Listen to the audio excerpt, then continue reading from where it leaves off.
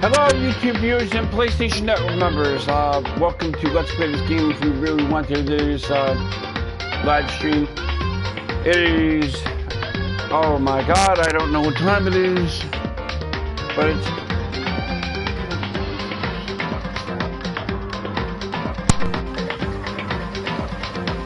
Yeah, I know it's like very late in the evening. It is probably early Friday morning, like around midnight or whatever. I need to get my watch. Hold on, and we'll be starting this case. We're gonna basically continue. Think of them, trigger happy havoc, stuff like that. Yep, it is 12:03 here in New York City. We're gonna stream some. We're gonna stream some of that, and I'm gonna have a late night snack, pizza and milk. Sorry, no cookies tonight on this live stream. Well, pizza's good too.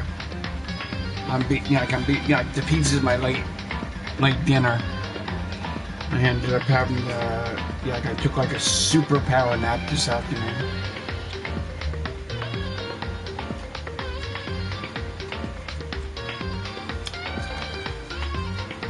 So, we're pretty much close to the end of the second case. And everything. I might probably want to put the headphone back on. I'm gonna try to collect more coins so I can unlock more stuff, like the school, not the school, but extra stuff.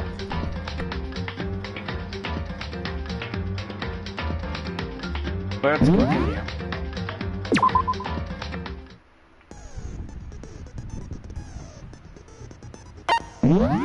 Let's see what skills we got.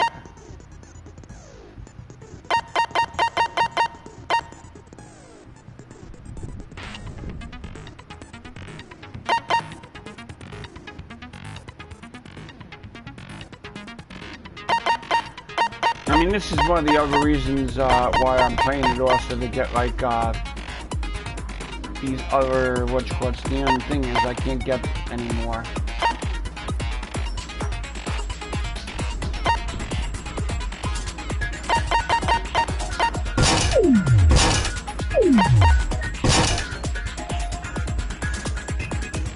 Too much all you do.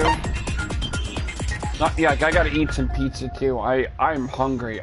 I haven't eaten anything since lunch this afternoon, which was like around 12:30 yesterday.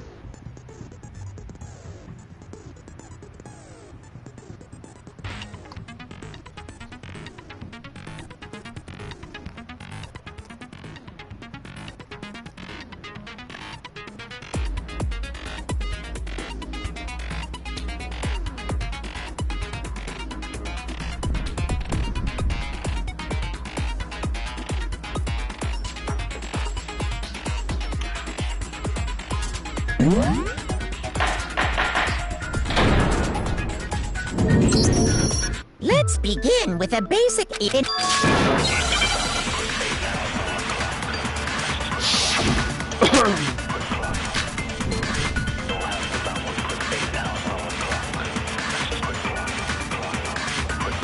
Chihiro's fatal injury. It appears it was a head wound. According to the Monokuma file, the killer used a blunt instrument. But what kind of blunt instrument could it have been? I bet it was an iron pipe. No, that's wrong!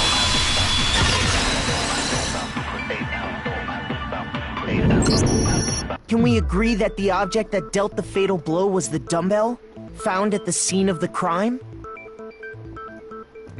It was covered in blood, and there was nothing else at the scene that could have caused that kind of injury.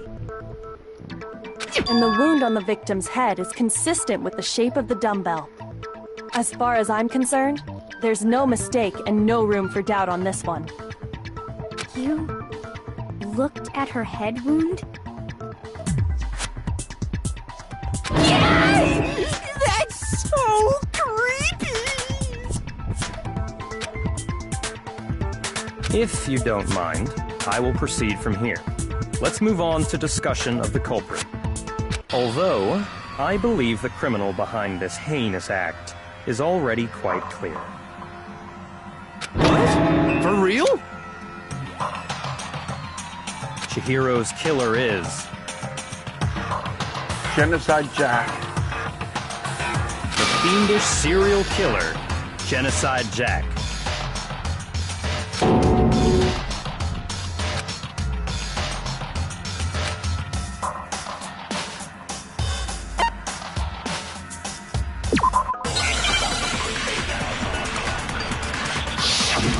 I don't like when they give you like the bullets and everything.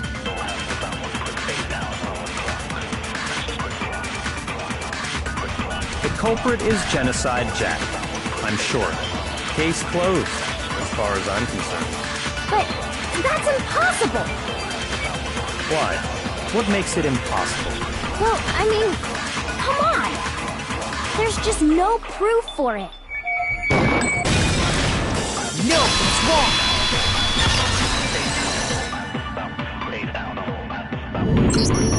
I might know one reason he could be involved.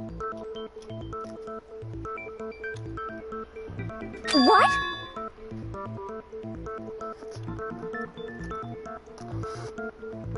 I found this file while I was looking around the archive in the library.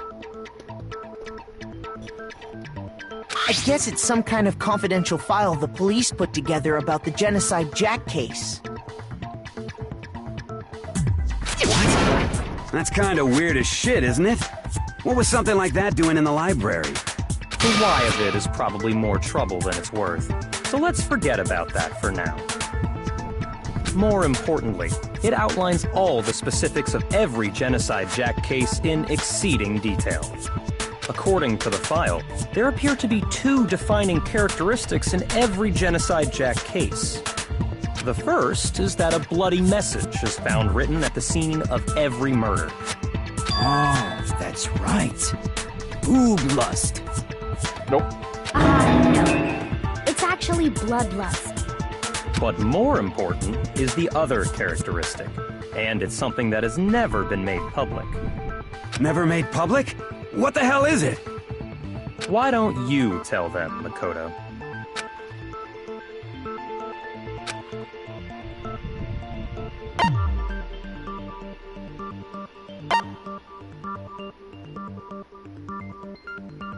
I got it! Apparently, in every Genocide Jack case, the killer suspends the body in a certain way. Other than the killer, the only people who know about this are the higher-ups in the police department. However, Chihiro was most definitely suspended in the same way. Nope.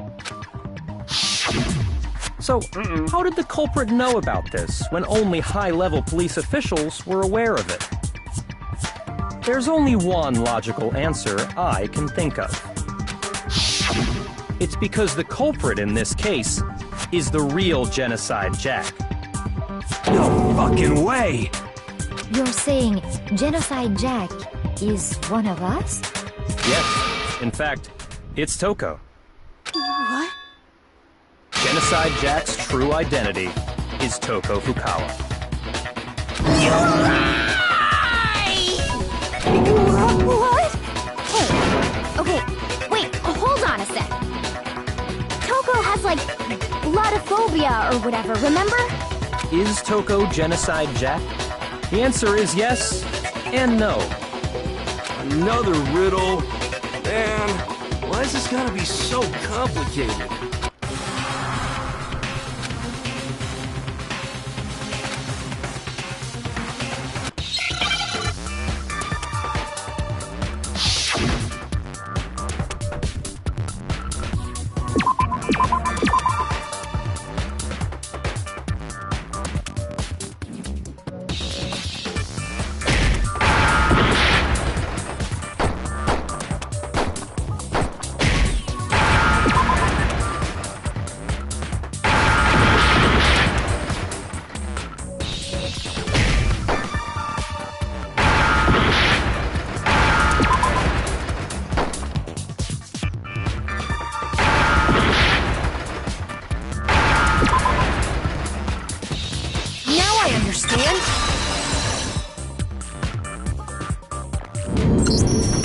Is it because Genocide Jack has a split personality? Yep. Huh? I think I read that somewhere in the file, too. They thought that the suspect might have, what did they call it? Dissociative identity disorder. Oh, okay. But still, to go and say that about Miss Fukawa is... Perfectly acceptable. Toko's strange behavior after seeing the body is proof enough that she has a split personality.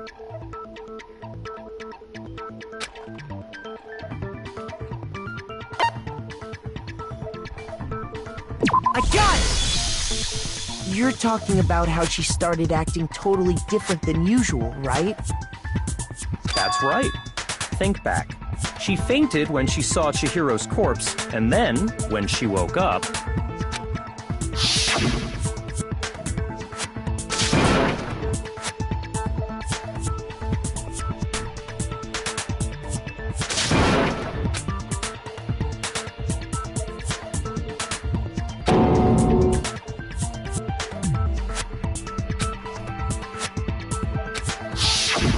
She was acting funny, that's for sure.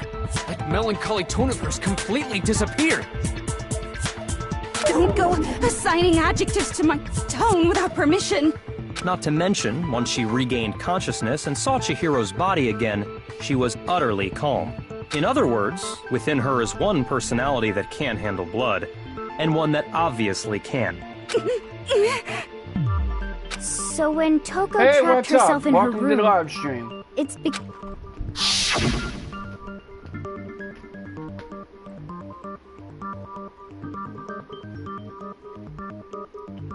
Yeah, like, WKS? Konnichiwa!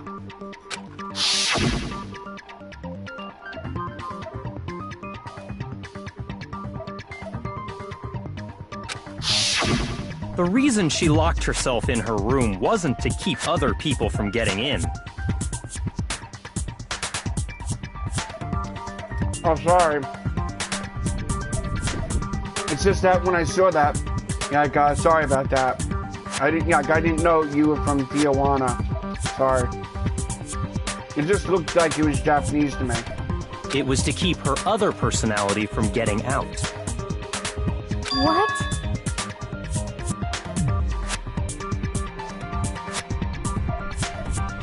Toko was afraid. Afraid of the murderous fiend inside of her. Of killing even more people. How? Yeah. How can you know all this? I do believe you misunderstood her. What she's trying to say isn't, how can you know all this? No. What she wants to know is, how could you tell them? Huh? Last night, just before Monokuma gave his motive speech, Toko and I had a strange conversation. Yeah, we're playing, Danganronpa. And stuff like that. Yeah, we're up to the case part. I did the other part, the other night. And believe it or not, I'm actually having, pizza. This is my late dinner. It's like, 12 o'clock midnight, here in New York. So if I'm slowing down a bit. She told me a most interesting story. She said a murderous fiend lived within her, and she was afraid it could appear and attack at any time.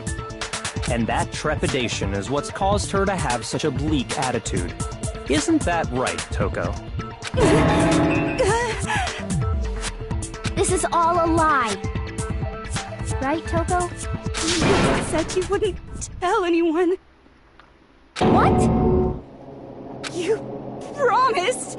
I can't believe you lied! You have only yourself to blame. You came to me with your tragic little story. I didn't ask you to.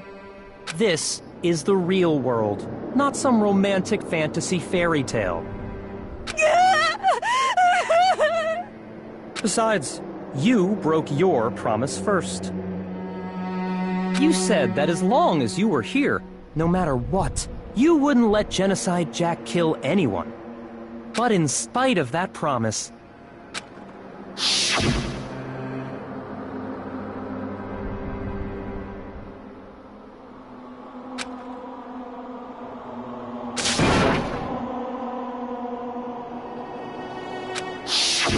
You said if I kept my promise, you would go out with me. That's the only reason I promised. how many times do I have to tell you? I never said that.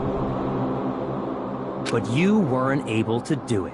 You just couldn't resist that rush you got from killing, could you? And for those of you that have actually seen the anime or have played this game, we already know the outcome of this stuff. I tried. I swear I... But your If efforts you were haven't, useless. yeah, God, check what out a the anime, it's awesome. disappointment. I hate you. Well, the opening act is nearly finished. The person you don't mean.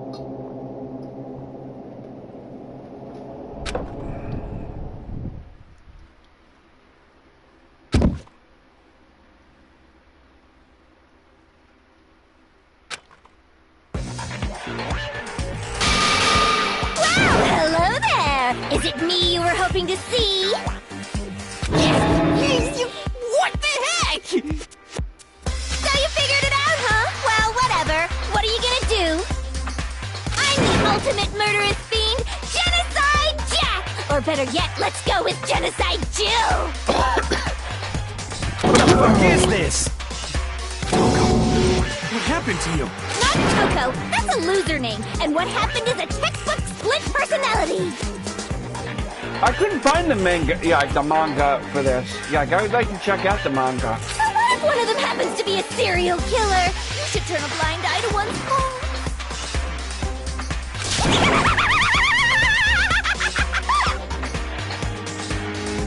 So intense. Like they say, sound in murderous mind, sound in murderous body. This one is so different from the one we've come to know. Yes, well, the world is composed of a front and a back, you know. Just like how every inning has a top and a bottom, or how in the depths of every truth lives a little lie. I got the anime series from a website, and everything. Yeah, I got it on my PlayStation 4. Yeah, not my PlayStation 4. My PlayStation 3, and also on my computer. Behind every dark and gloomy soul lives another that shines as bright as the sun!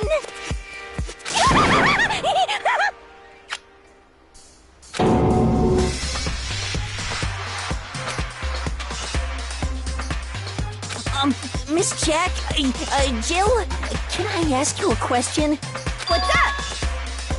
Some of us think you might be the mastermind behind our entire situation. What are your thoughts on that? Well, I'll tell you! I am the mastermind of all masterminds! Just kidding! And it's not true? Of course it's not true! How dare you try to link me to that creepazoid! And another thing, the police and government and society in the outside world are totally powerless! I mean, they just let this idiotic, bloodthirsty maniac go buck wild all over town! Sure, I'm a bloodthirsty maniac, but life is pain, right? To live is to hurt other people. It's a necessary evil if you want to survive. The act of living itself causes pain for everyone. Just kidding again!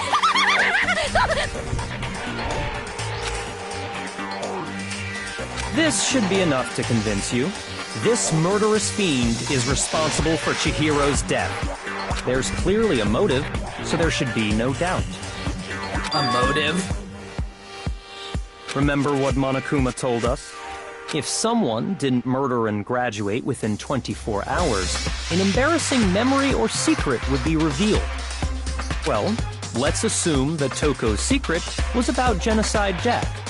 If a secret like that came to light, Toko's life would have undoubtedly been forever ruined. So she had a very clear motive to never have that side of herself exposed. Interesting. Very, very, very interesting. But sorry, as much as I hate to admit it, I'm not the culprit. But I cannot imagine anyone other than you could murder someone in such a bizarre fashion. Maybe so, but nevertheless, it's the truth. Do you really expect any of us to believe you? Yeah. I could never believe a word you say, you monster!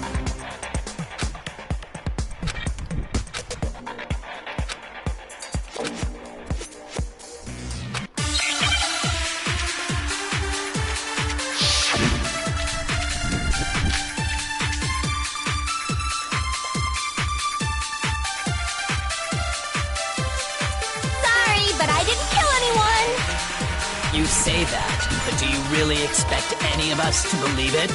Perhaps if you had an alibi, that would change things. Oh, an alibi, huh? Now we're talking!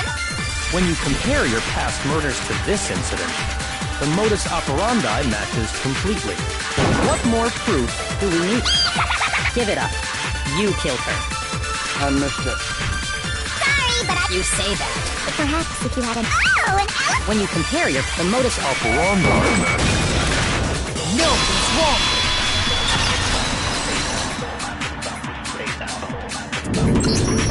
Are the methods of murder really exactly the same?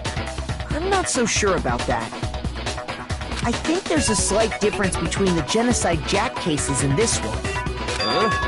How's it any different? Uh-oh, you don't know? Well then, human garbage, let me tell you! I murder with passion and conviction. I consider myself a professional, and I have a very particular way of doing things. Imagine you go to a fancy Italian restaurant. They're very picky about the noodles, the sauce, everything.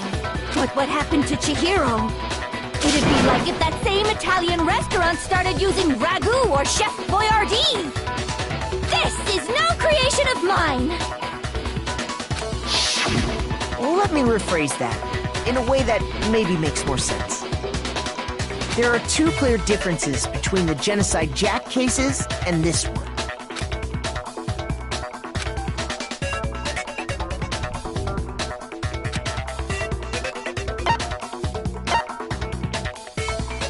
I got it!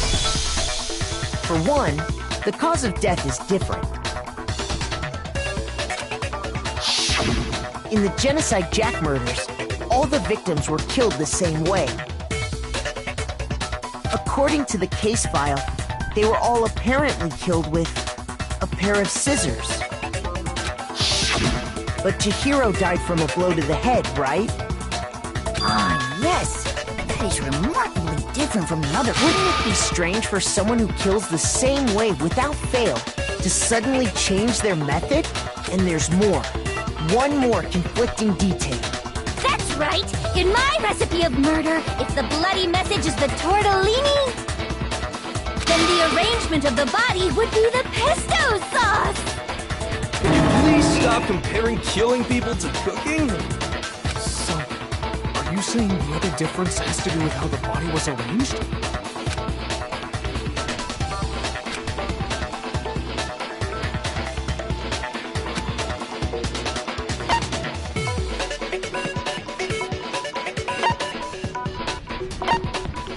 I got it! Do you remember what the killer used to suspend her? They used some kind of rope to hang her up by her wrists. What is your point? Well, in all the previous Genocide Jack cases, something else was used to suspend them. Specifically, pairs of razor-sharp scissors. And guess what? I used my own specially designed scissors for the murders and the arrangement. Like I said, I'm a professional, so naturally I'm very picky about the tools I use. And you know what else? Big Mac said there's two differences, but he's wrong. Big Mac? Are you referring to me? Listen up, Big Mac. There's actually one more difference. Huh? My word, you really didn't notice? Take a look at who the victims were in each genocide Jack case. There's a pattern there. Just figure that out, and it'll be plain as...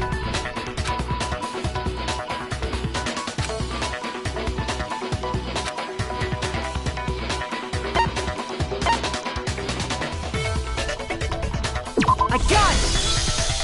Is it because Chihiro was a girl? Bingo! Bullseye! Right on the money! What are you talking about? In all the genocide Jack cases, all the victims had something in common.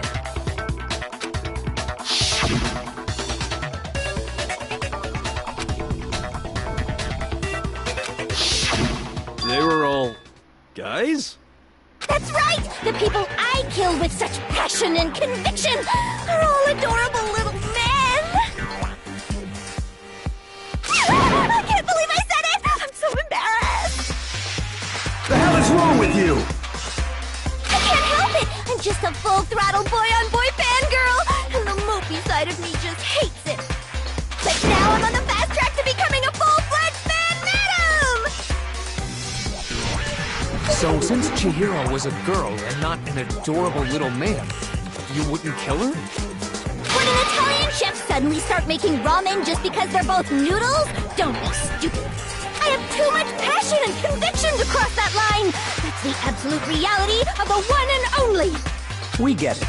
You've clearly explained your hobby and your philosophy. But that's I'll not be all right back, there is Miss to Duck. I it. gotta dispose my plate and fill up my glass with more milk.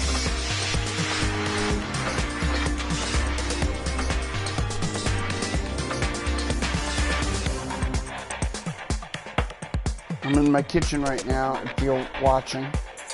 You can probably still hear me, like, I'm streaming. I'm not in the room, I'm in my kitchen, pouring a glass of milk. And I'm about to switch cord on the controller because it's going in and out.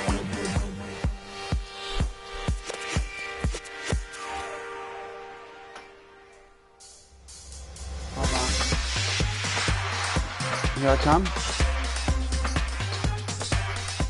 Coming back into the bedroom now.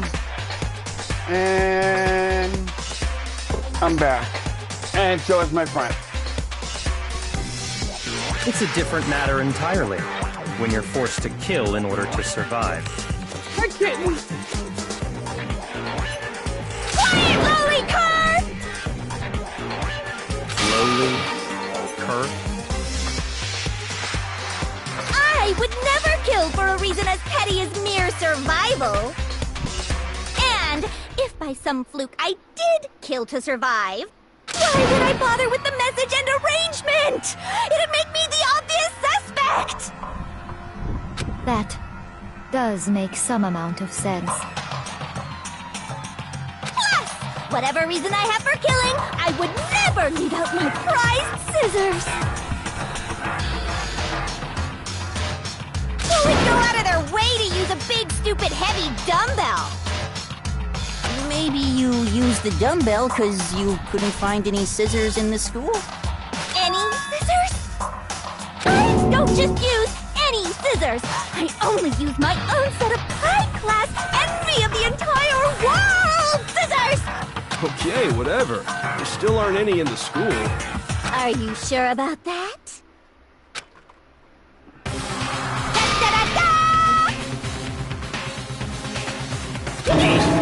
She's fully equipped!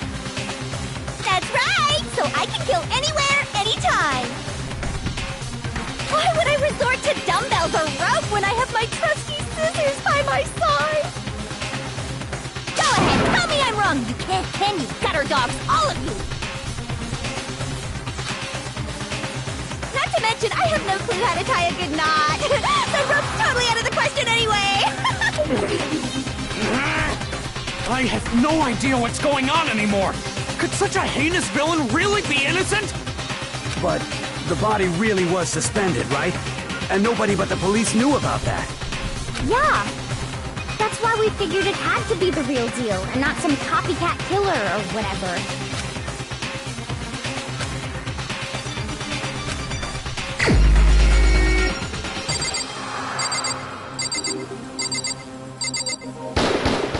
Here's my answer! Byakuya, it's possible you could have found out, isn't it? You'd have no problem gaining access to classified government documents or internal police records. Plus, you've already looked through the Genocide Jack file before this all happened, hadn't you?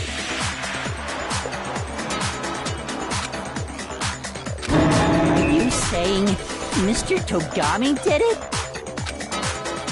Then, the reason he pushed the theory of Genocide Jack being the killer so hard was because he wanted to pin the crime on her. So, he rearranged the scene to disguise it and make it look like I put my stamp on it! The adorable glasses man was behind it all! Oh, I'm on fire! Well, Byakuya, what's your response? I see. So now the suspicion falls on me. Then I must ask, when would you say I began acting suspicious? Surely you must have an answer. Looking back and thinking about it now, the way you were acting right before we discovered the body was a little strange.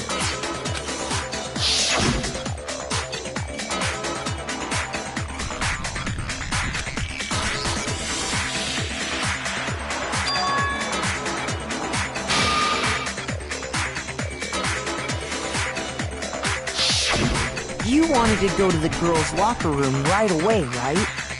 But since you're a guy... I should have naturally thought of the boys' locker room first. Is that what you want to say? The victim was Chihiro, a girl. Hence why I said we should check the girls' locker room. Nothing strange about that, I'd say. On the contrary, there's something very strange. Okay then, what's so strange about it? Go ahead, share with the rest of the class.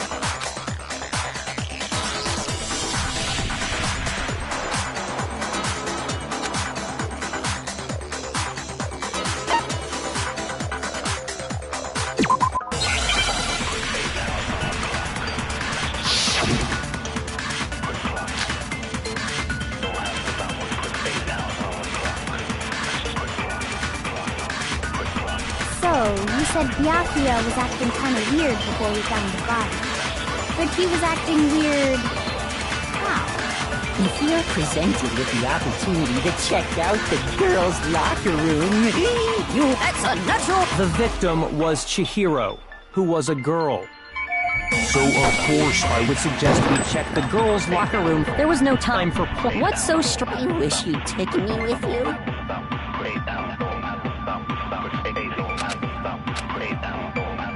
So, you said Byakuya was acting kind of weird, but he was acting... If you're presented with the opportunity, that's unnatural! The victim was Chihiro, who was a girl.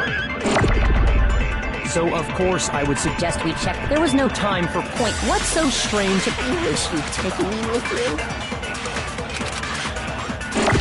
So, you said Byakuya was acting kind of weird before we found him, but he was acting weird. If you're presented with the opportunity to check, that's a natural reaction for any guy! The victim was Chihiro, who was a girl. Shoot! So, you said Byakuya was acting kind of weird before we found the body. But he was acting weird. If you're presented with the opportunity, that's unnatural! The victim, what so, of course, I was. There was no time. What's so strange? I wish you'd taken me with you. So, you said Byakuya was acting kind of weird before we found the body. Shoot! So, you said Byakuya, but he was acting... If you're presented with the opportunity, that's unnatural! The victim was Chihiro, who was a girl. So, of course, I would suggest we check. There was no time for point. What's so strange? I wish you'd taken me with you. So, you said Byakuya, but he was acting... If you're presented with the opportunity, that's unnatural! The victim was Chihiro. So, of course, I would suggest we check. There was no time. What's so strange? I wish you'd taken me with you. you said Byakuya was acting, he was acting... If you're presented with the opportunity to... That's a natural reaction for... The victim was Chihiro, who was a girl. Shoot!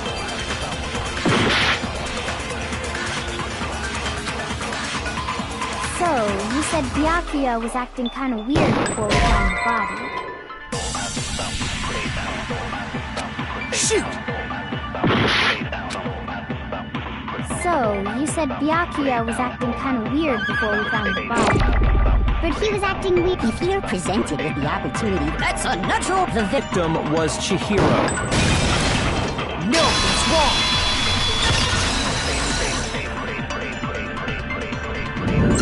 Hello and welcome I'll tell to the you what's so stream. strange about that. Because up until we actually discovered the body, we couldn't have known who the victim was. So your claim that you went to the girls' locker room first because Chihiro was the victim doesn't hold up. I see. That's a good answer. I'm interesting. Very interesting indeed.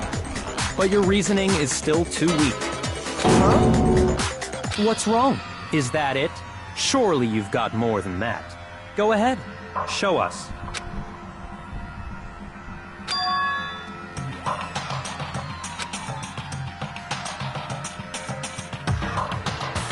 What's the matter? You're not finished already, are you? There must be more to it. There is. I think. There is more to it. Think about it. We just talked about the differences between this case and past Genocide Jack incidents. The proof you're looking for is hidden in there. Oh? Proof that I'm the culprit, you mean?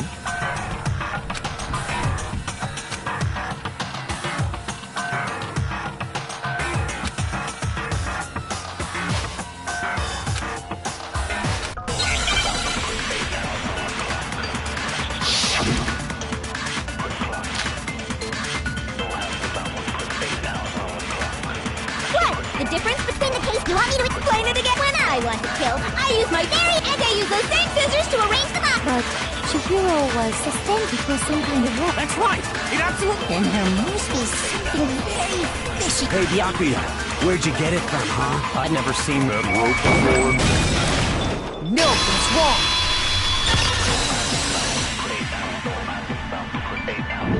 Be right back. Actually, I'm pretty sure you have seen it before. I'll just let the witch corpse run. Because, you see, that rope, or should I say, that extension cord? What? An extension cord? Byakuya, you've used the extension cord in the library more than once, haven't you? And the same extension cord that was in the library all this time went missing after the murder. And there's no way someone who uses that extension cord as much as you do wouldn't discover that fact. And Byakuya must be the one who took the extension cord. I can't imagine any other possibility. That's really what you think? Then your conclusion is something like this? I killed Chihiro in the girls' locker room, then hung her up and wrote that bloody message. I intentionally made it look like Genocide Jack was behind it. Is that about right?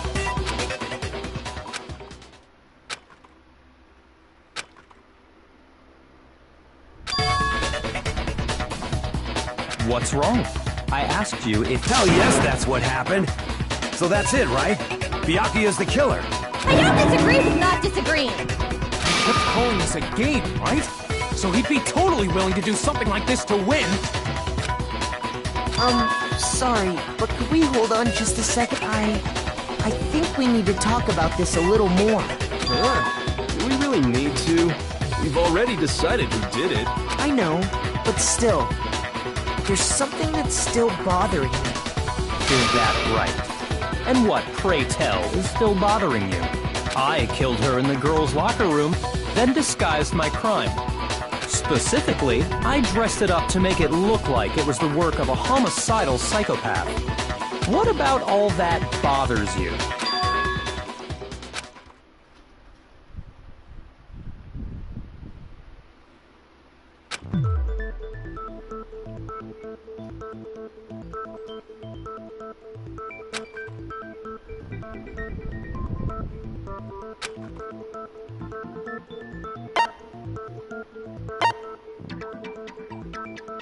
I got it! You say you killed Chihiro in the girls' locker room, right? But are you sure about that? Isn't it possible that the murder took place somewhere else? How disappointing. What kind of question is that? Even in the world of disappointments, this is a true letdown. She was found dead in the girls' locker room. There is absolutely no question about that. How could the scene of the crime have been anywhere else? Well, I think it's entirely possible that she was killed somewhere else, then carried there later, along with the rest of the murder scene. The rest of the murder scene? That was awfully specific. Please tell me you have a reason for saying all of that. I believe I do.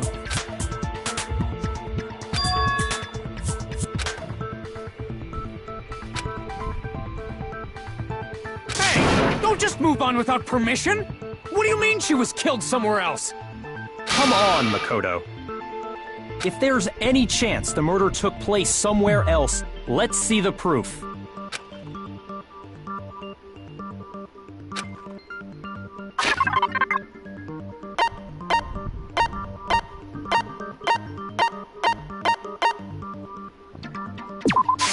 I got it! The proof that she was killed somewhere else is the poster that's hanging in each locker room. Your proof is some posters?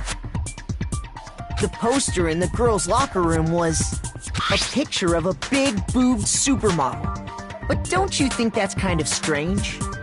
Why would the girls' locker room have a poster like that? I bet those massive jugs of hers were totally fake!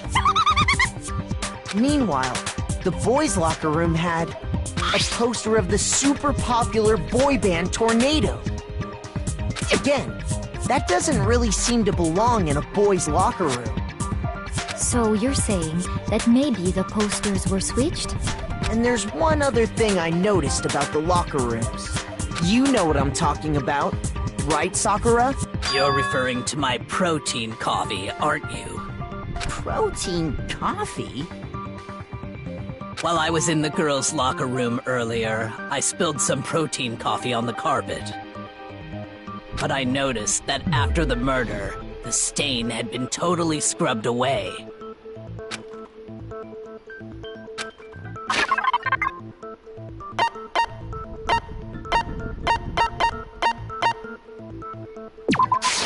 I got it! The stain on the girls' locker room carpet wasn't scrubbed away. In fact, I found it on the boys' locker room carpet. That's definitely the stain from my protein coffee. Then, does that mean that the carpets were switched too? But why would anyone do that? To move the murder scene from one locker room to the other. It's certainly plausible, don't you think? In other words, in order to completely swap the scene of the crime, the blood-stained poster and carpet were moved along with the dead body. By doing this, the killer was able to change the entire room where the murder took place. I can certainly follow your reasoning, but why would the culprit bother doing that? Huh? Why would they go through all that trouble of switching the scene of the crime? Actually, an even bigger question. If the murder did take place in the boys' locker room, then how did Chihiro get in the boys' locker room in the first place? To get into the locker rooms, you have to swipe your e-handbook across the card reader device. But Chihiro's handbook should have only allowed her access to the girls' locker room. She had no way to get into the boys' locker room to begin with. No, she did have a way, and I can tell you what it was. I highly doubt that. Shut up! I'm telling you, I know how she could have done it.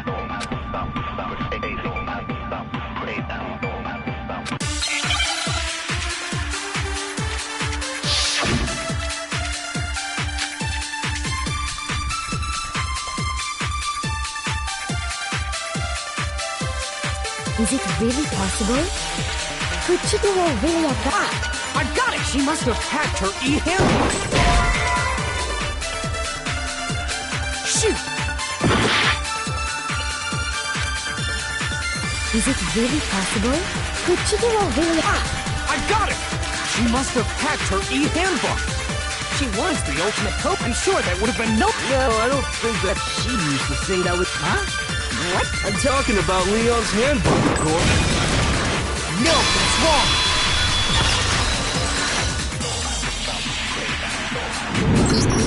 No, I don't think Chihiro used Leon's handbook. Why not? Because Leon's handbook was broken.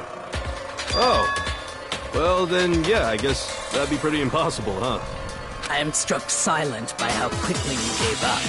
Plus, isn't there a regulation against using someone else's handbook? Actually, the rule states that loaning your handbook is prohibited. It says nothing about borrowing one. In other words, you could borrow a dead person's handbook all you want, and you'd be safe. Yup. Hit the nail square on the noggin. Of course, if it were broken, that wouldn't make any sense anyway. So then, she must have hacked hers, like I said. She used her ultimate programmer skills and... Psst! You can't fix an e-handbook. The instant you open one up, a security buzzer starts blaring. So, if she didn't use Leon's handbook, and she didn't modify her own handbook... Maybe Mr. Naegi's initial assumption is just... wrong? It seems like there's no way she could have got into the boys' locker room. So I guess... Okay then, I vote for Byakuya!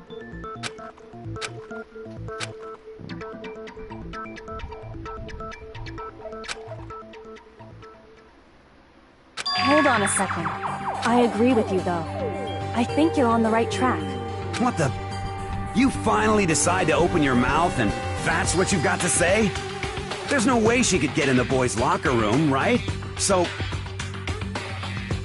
Why are you so sure she couldn't get in? There's still one other way she could have gained access. What?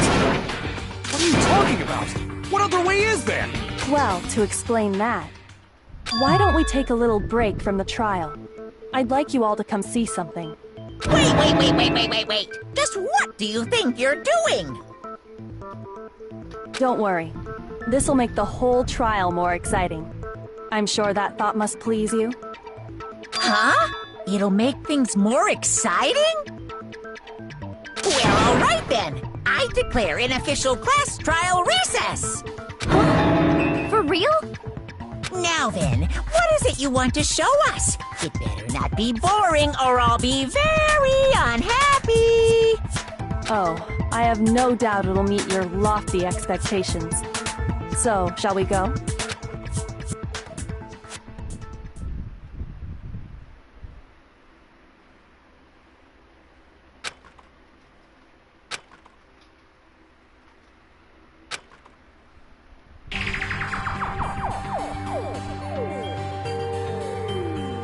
The girls' locker room? We've already searched this place top to bottom! What are you trying to pull, Missy? I'd like you to examine the victim's body one more time.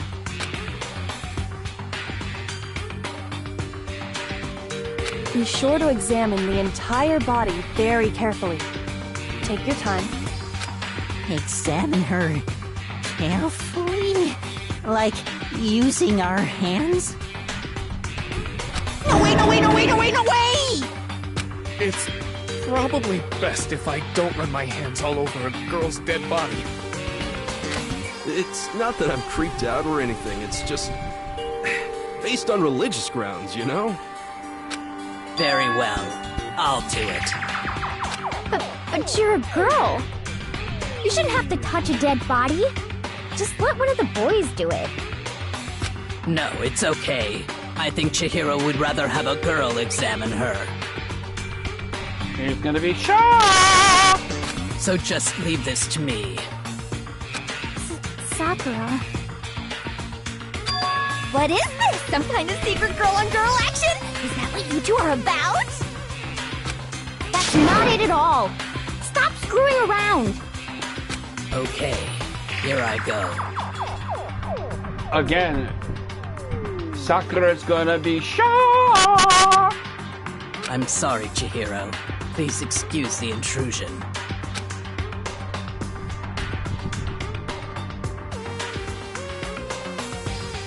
Be sure to check her entire body, and I believe we will solve this particular mystery. Her entire body? I know you say that, but... What? This is... What is this...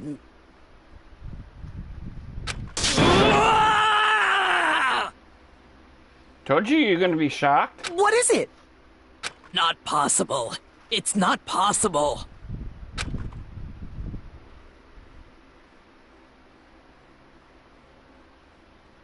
This girl is what? Is a boy! Ah, I see. So she was actually a he. Interesting.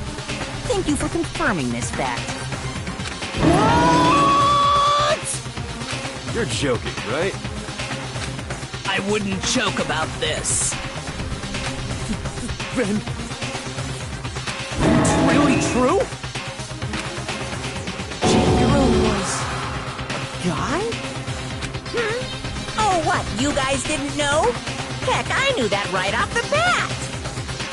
Chihiro Fujisaki was totally a guy. He was a cross-dresser? Oh, I'm really on fire! I wish I had killed him! So that's what Kyoko wanted to show everyone, huh? Interesting. Welcome to the live stream. Yes, that certainly does make things much more exciting. Now let's ride this wave of excitement back to the courtroom and get back to the trial.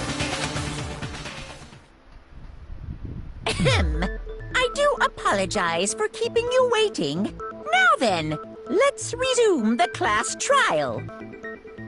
We've all just learned of the shocking revelation that Chihiro was actually a boy.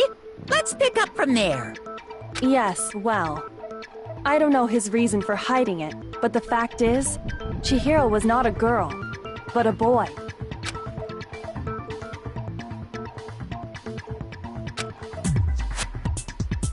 And because the victim was male, he would have had no problem gaining access to the boys' locker room. Assuming his handbook did, in fact, list his gender as male, then yes, that would be true. Of course his handbook said he was a boy. He dressed like a girl, but he was a boy through and through. So then, there should be no issue with Makoto's initial assertion. No, yeah, hold on, let me take this out of my hand. Now, this ain't my first playthrough of this. I played this on Twitch and beat it and everything. I'm just going back and playing it again so I can get like more Monokuma coins and what you call it. But this is my first time streaming it on YouTube now. The victim was killed in the boys' locker room, and was then later moved to the girls' locker room. And the killer could have easily used Sayaka or Junko's handbook to get into the girls' locker room. So Chihiro really was killed in the boys' locker room? I still don't understand the motive for moving the body, but... yeah. Well, I must admit, I did find it rather odd. I knew he felt a little off. There was a certain incongruity to his female body. This is the most titillating situation! So now everything has been connected. All the mysteries have finally become clear. Okay, well, connected or clear or whatever. We still think you're the killer, remember? Very interesting. This has become very interesting. When I'm done with this case, I'm gonna cut end stream and then continue the next day with the next case. He's off in his own little world. What about you, Makoto? After everything we've learned, do you still think Byakuya's the killer? Well, without a doubt, Byakuya is the one that made Chihiro's death look like Genocide Jack did it. But I think he might not actually be the killer after all. What?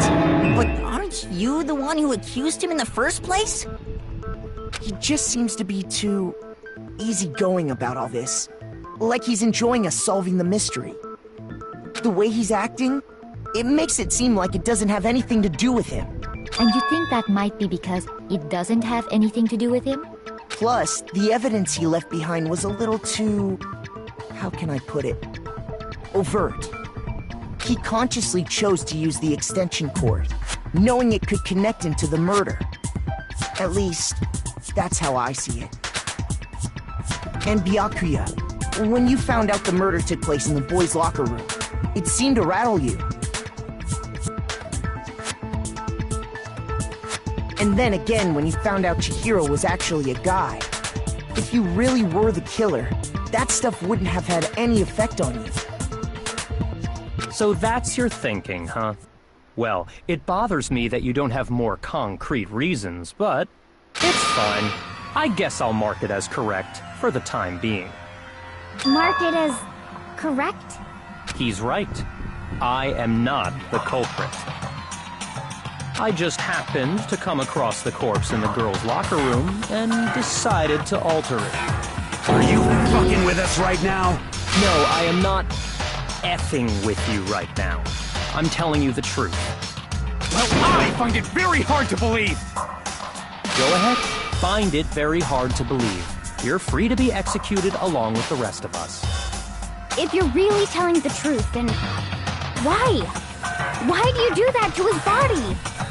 My reasons hardly matter right now. Uncovering the culprit is much more important, wouldn't you say?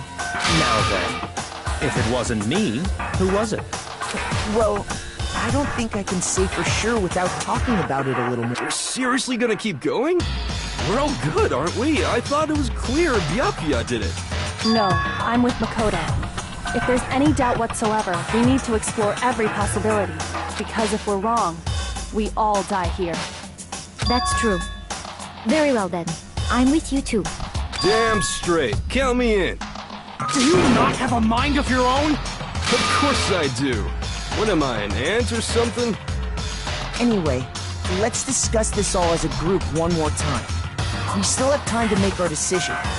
That's very true. Hi, hello. We're gonna get more people here on the stream. Our lives are all on the line. Excellent. Then shall we resume our game of hide and seek?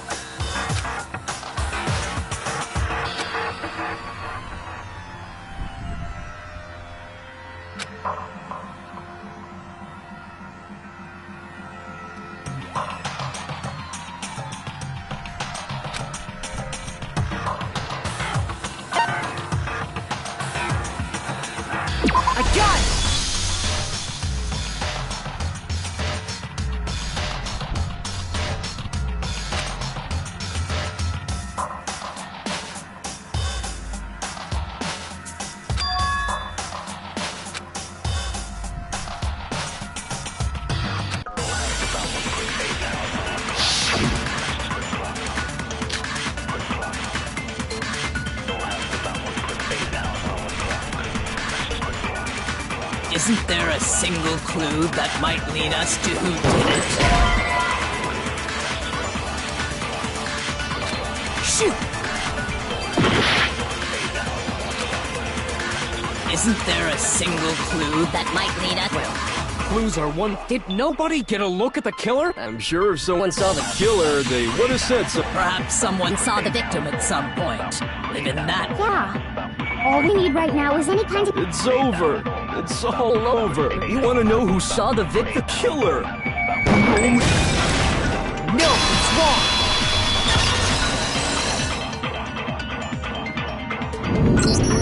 I believe someone else did see the victim before he was murdered. What do you think, Celeste? Now that you mention it, yes. I did see him. Really? Oh, but I suppose only Makoto knows about this. The rest of you had no idea, did you? That is why you're all making such ugly noises. Whatever! Just hurry up and tell us! It was last night, right before nighttime. I saw him stuffing a track jacket into a duffel bag.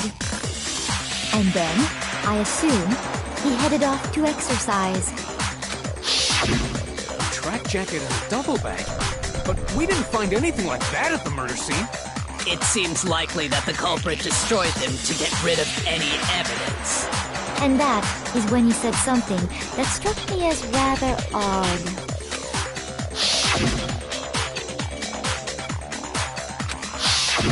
Chihiro told me he was in a hurry. But why would he be in a hurry? Only if someone were waiting for him, I should think. So, Mr. Fujisaki was on his way to meet with someone, and then they were going to work out together? But Hina and I had invited him to exercise with us plenty of times, and he always declined. Probably because he was afraid you'd find out the secret he was hiding, right? Which means that conversely, he must have trusted whoever he was meeting with very much. Enough so that he was willing to risk his secret being revealed. Oh, what a marvelous friendship! The point is, whoever he met up with is the culprit, right? But knowing what we know, I can't even guess. No. You already have what you need to make the connection. Huh?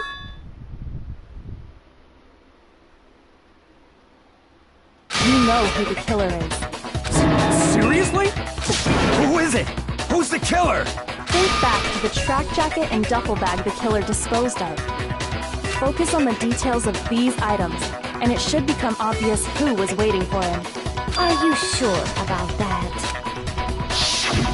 You really think we can figure out who did it based on 2 pieces of evidence that we don't have?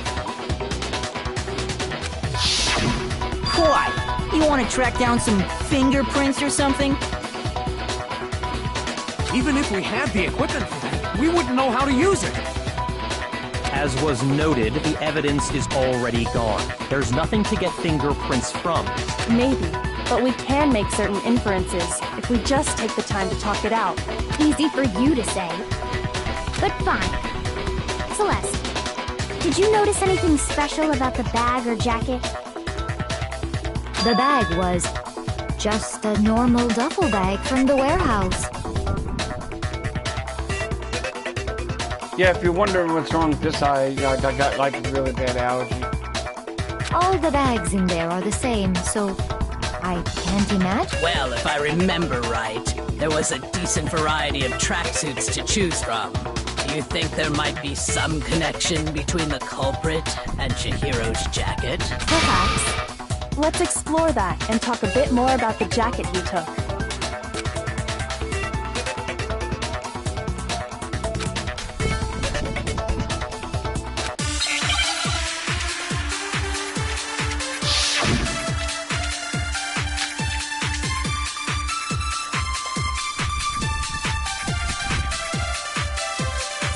First of all, we know where Chihiro, if he was on his way to some next thing, why did he choose? What do you mean? I got it! It matched the one that... So, what you're... The killer was wearing the same blue tracksuit as him? My tracksuit is black. Shoot! First of all, we know where Chihiro was happy was on his way to some next thing. Why did he choose? What do you mean? I got it! It matched the one the culprit was wearing! So, what you're saying is... The killer was wearing the same blue tracksuit as him? My tracksuit is black. I don't even have a tracksuit.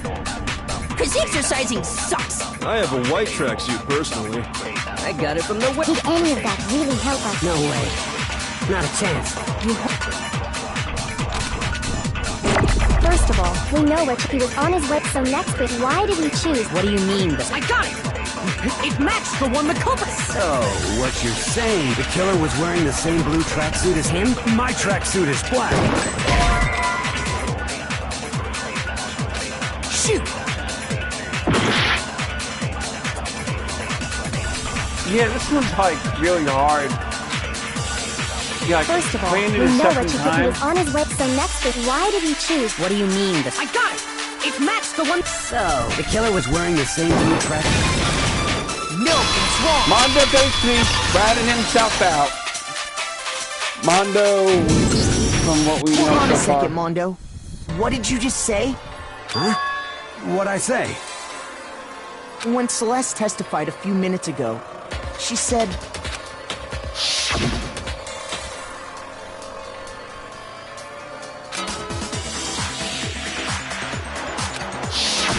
She never said anything about the jacket's color. So why did you say Chihiro's blue tracksuit? What are you? You just... Hey, Celeste, what color was Chihiro's tracksuit? As a matter of fact, it was blue? And before we began the trial, did you tell anyone that? The only one I told about any of this was you. Then, Mondo, how did you know what color Chihiro's tracksuit was? Because I just... I'm sure you saw the clothes at some point in the investigation. No, that can't be it. The bag and clothes were surely disposed of by the time we began our Then investigation. the only reason he could have known what color the tracksuit was is if he saw Cherry with it before he died. That's the only possibility.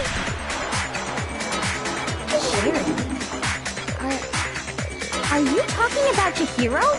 So, how about it? Did you see the tracksuit or didn't you? Just by chance. I just happened to see it last night. He walked past me, and he was carrying the tracksuit in his hands. No, that can't be it either. According to Celeste's testimony,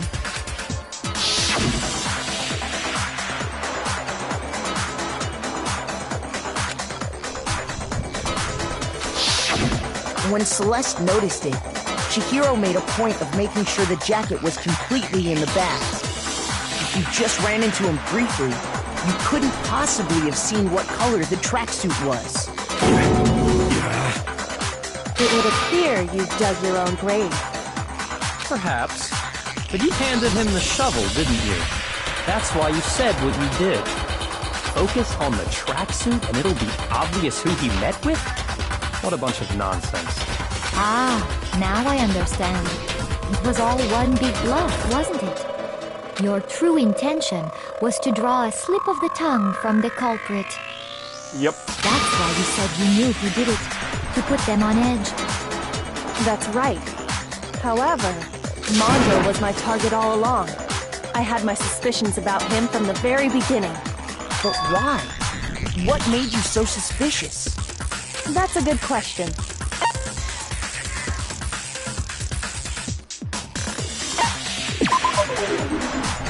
There was a certain turning point that tipped me off. Maybe you didn't notice it, Mondo, but you tend to refer to men and women different. You only call guys dude. For girls, it's chick. And after he was killed, you happened to refer to him as dude. Once I picked up on that, it occurred to me that Mondo knew something we didn't. you notice such a tiny... Are you a witch? She's a witch! You're positively frightful! No, I'm not the frightful one. Not nearly as frightful as someone capable of murdering a friend. Mondo, was it really you? Did you really kill Chihiro? I didn't kill anyone! You've been all over me, judging everything I say, putting words in my mouth. What gives you the right to treat me like a goddamn criminal? Yeah! He would never do something like that! This is a false accusation! It's true. My reasoning on that is pretty shaky. That was fast. Well, this does present us with a problem. My time has nearly come. That's what my little ghost friend is telling me.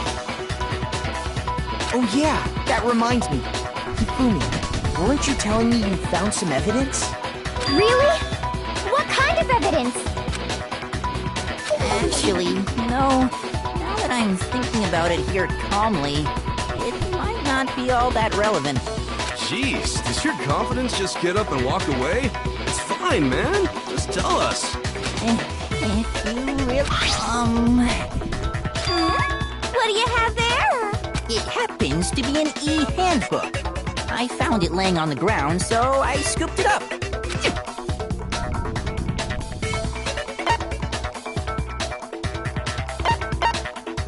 I got it! We know Chihiro's handbook was missing from the scene of the crime, right? For a fact. For a fact indeed. I was totally sure I'd found it. But it must hold some clue about the culprit, right? Well, that's what I was hoping. But it's busted. It won't even turn on. I imagine the culprit broke it to get rid of any evidence after the murder. That's odd. I didn't think the handbooks were quite so fragile. You're right. They're not. They're totally waterproof and shock resistant. It would take an awful lot to break one. And yet, this one does appear to be broken, as is Leon's, sitting useless in the main hall. For all your confidence, that is a remarkably high failure rate. Do you think there might be some kind of mystery in there somewhere? How precisely did the handbooks get broken?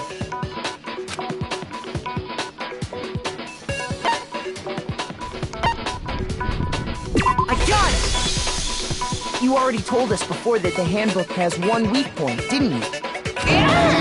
You remember that? Sure, maybe I let that slip, but I never told anyone what the weak point actually was. But if the handbook is supposed to never break, and two of them broke in quick succession, then... Then we can only assume that someone's figured out its weakness. You know what the weakness is, right, Monokuma? So, what is it? You're asking me?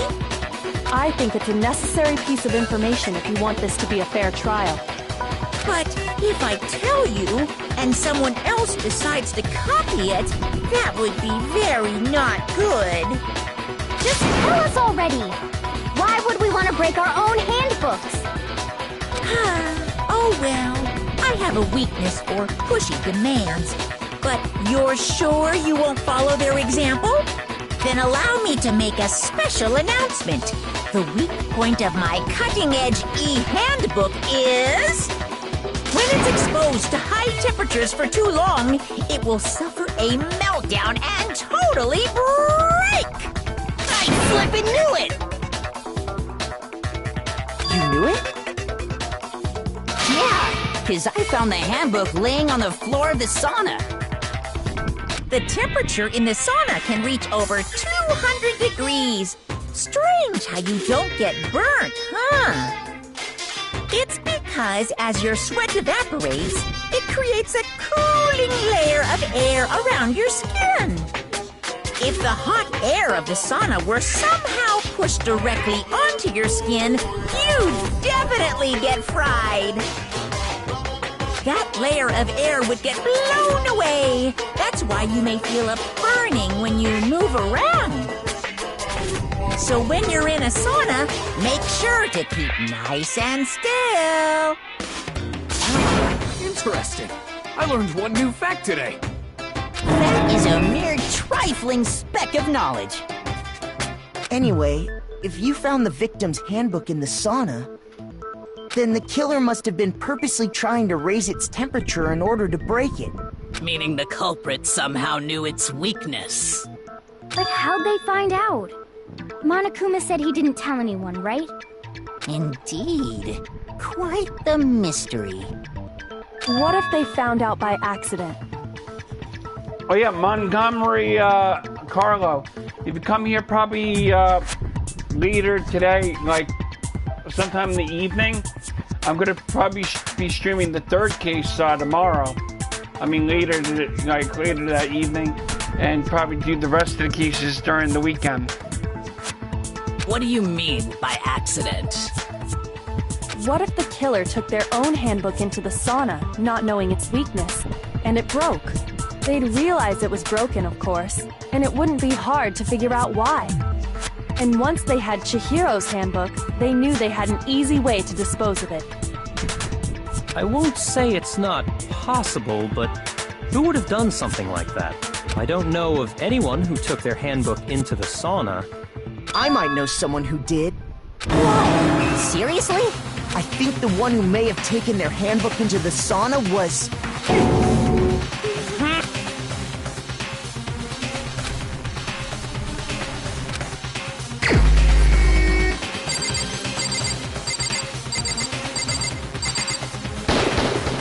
Here's my answer! Mondo, your handbook got broken in the sauna, didn't it? What? Why? Why do you keep accusing him? Mondo and Taka had an endurance contest in the sauna not too long ago, remember? And for the contest, Mondo just so happened to keep his school uniform on. But little did he realize, he'd also left his handbook in one of his uniform pockets. And when it was all over, Mondo discovered that taking your handbook into the sauna could easily destroy it. No, wait, hold on! You've got it all wrong! He would never kill! I don't accept this! Show me the proof! The actual solid proof!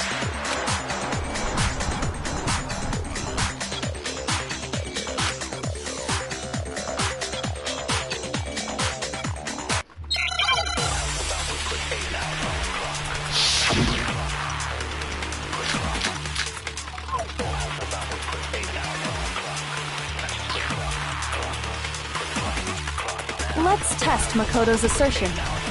If what he says is correct, then Mondo, you broke your own handbook. In other words, if Mondo's handbook, then that proves that what— Well, my goddamn handbook works just fine! Shoot! Let's test Makoto's assertion. if what he says— You broke your own handbook. In other words, if Mondo's handbook, then that proves that— Well, my goddamn handbook works just fine! Shoot! Let's test Makoto's assertion. If what he says is correct, then Mondo, you broke your own handbook. In other words, if Mondo's handbook is actually broken, then that proves that what Makoto said is right. Well, my goddamn handbook works just fine! See? Makoto was wrong after all! Mondo wouldn't hurt a fly!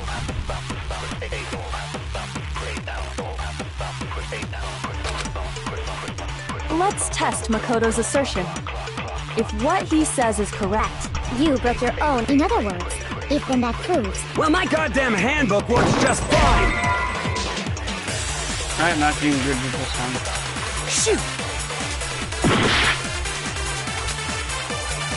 let's test Makoto's assertion. if what he says you broke your own— In other words, if then that proves that what— Well, my goddamn handbook works just— See? Makoto was wrong after all! Mondo wouldn't hurt a fly! Let's test if what he says you broke your own— In other words, if then that proves— Well, my goddamn handbook works— See? Makoto was wrong after all! Mondo wouldn't hurt a fly! Let's test Makoto's assertion. if what he says you broke your own— In other words, if then that proves— Well, my goddamn handbook— See? Look! Makoto was wrong after all! Shoot! Let's test Makoto's assertion. If what he says is correct, then Mondo, you broke your own handbook. In other words, if Mondo's handbook is actually broken, then that proves that what Makoto said is right. Well, my goddamn handbook works just fine! No, it's wrong!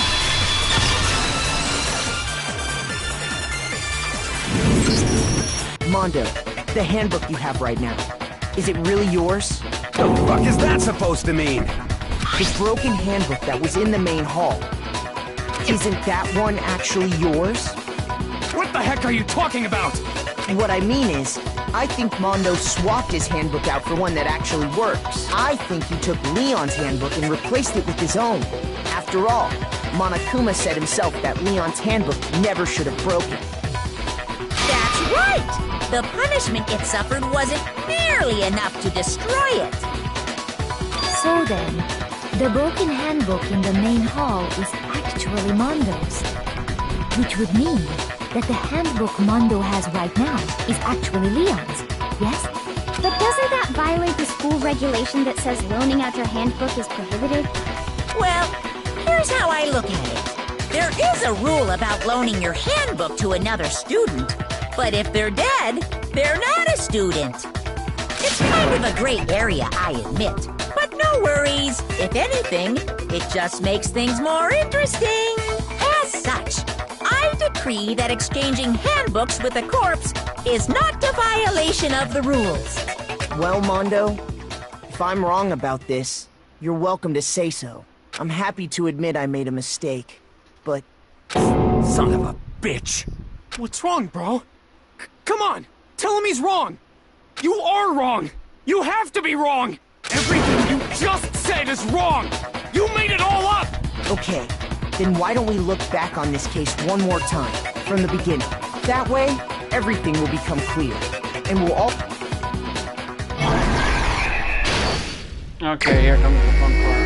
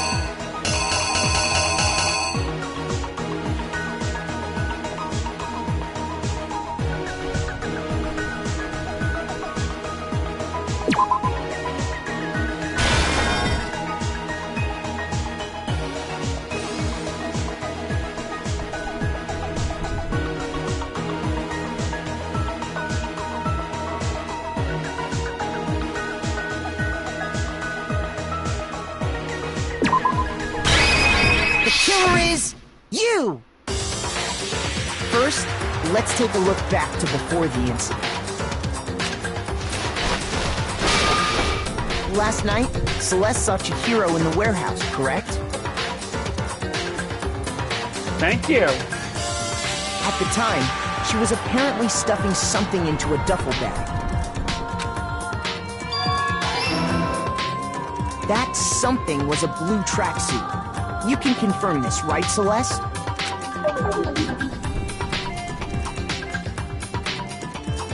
With bag in hand, she made her way to the locker room, specifically the boys' locker room. But how could the victim, who was apparently a girl, access the boys' locker room?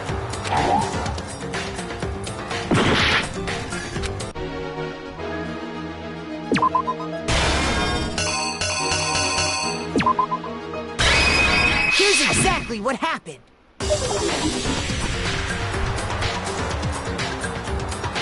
With bag in hand, Chihiro headed out, even though it was officially nighttime. She made her way to the locker room, specifically the boys' locker room. But how could the victim, who was... Simple, because she was really a he. Which is why he was able to use his own e-handbook to gain entrance to the boys' locker room. Once inside, he met with someone there. And the person he met was the one who killed him.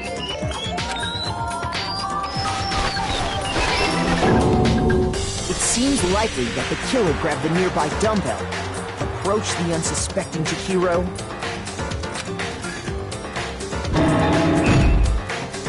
and attacked him. And that's where the bloodstains on the post...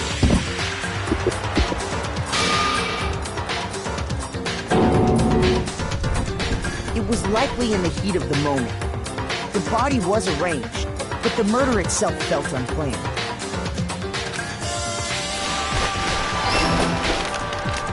Which is why the killer hurried to try and hide the act. First, pulling up the blood, then removing the blood, and finally carrying the corpse into the girls' locker. A girl's handbook was necessary to get into the locker room, of course. But this alone doesn't prove that the killer was necessarily a girl. After all, Sayaka and Junko's handbooks had been placed in the main hall. Using one of those, a boy could get into the girls' locker room without much problem. And that's exactly how the killer did it. With the carpet and the poster they brought with them, they got to work. They changed the layout of... That could have been the end of things. But no. Byakuya discovered the body and decided to intervene in the situation, making things even more complicated. So, after stumbling on the crime scene, he went and grabbed the extension cord from the library, and then he got to work. He used the cord to string up Chihiro's lifeless body.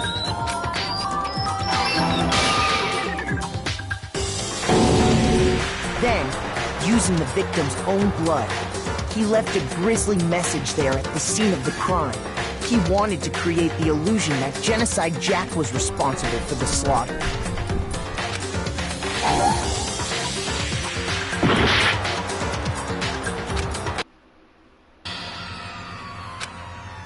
Uh-oh.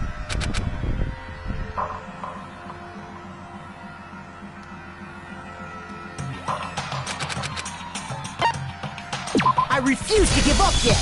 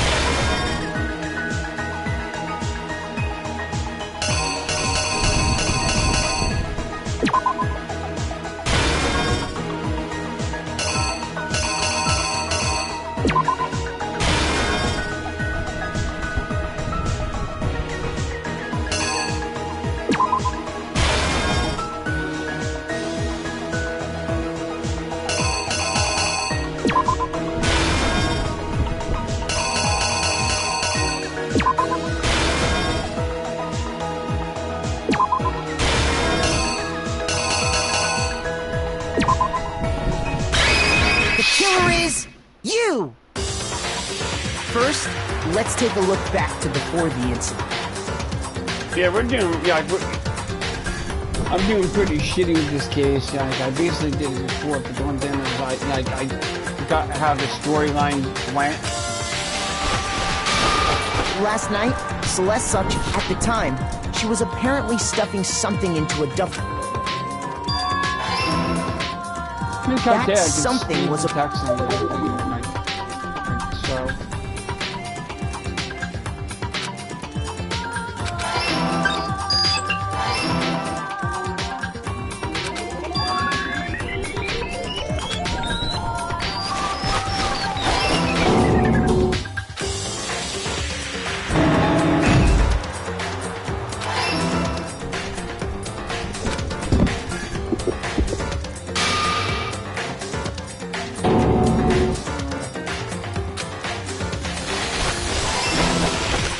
Yeah, which is why the killer hurried to try follow and my hide the YouTube act. channel and stuff like that. First, pulling up the bloodstained card. I can't basically see who's following you, but if you're following, special rich foot,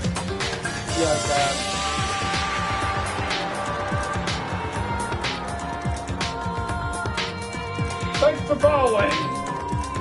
I can't tell if anybody's following, but you get a mega blaster, welcome. Of that.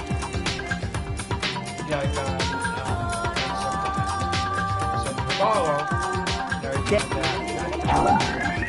The blaster.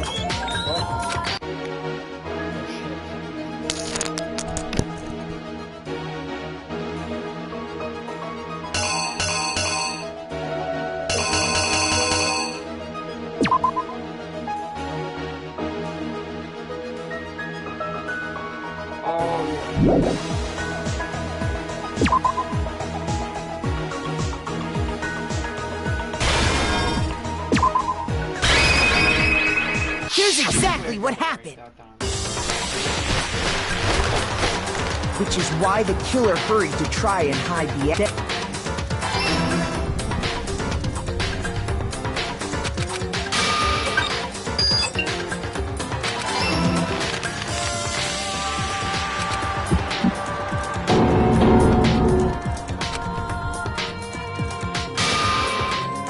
That could have been the end of things, but no. Yeah, off man. If you're basically reading 136, guess what time it is here? 137. So you basically live in the New York area or somewhere on the on this side of the United States and stuff like that.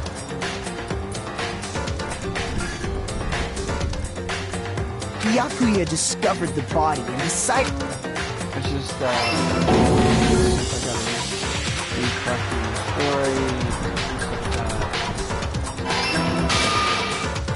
yeah, so when I'm done with this case, I'm gonna be cutting streams for the evening and probably come back later. And around the same time that the Yakuya was putting together this facade, we got a Georgia man here. Yeah, greetings from New York. Yeah, New Yorker here.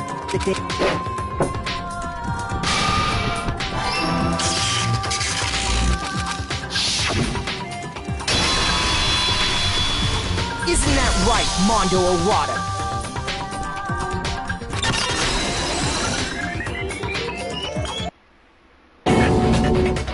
Wait! No! This can't be right! Where's your evidence? Yeah! Where's your evidence? You need evidence! You need proof! Without any proof, you can't pin any of this on him!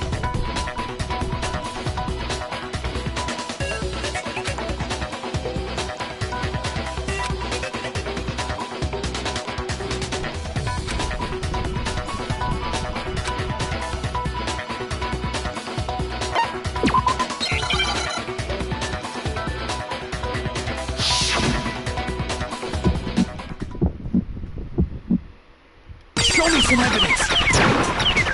You're wrong! I won't listen!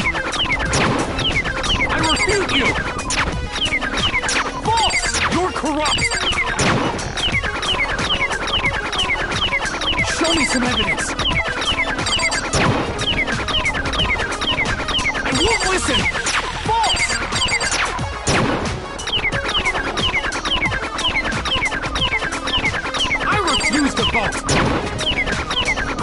some evidence.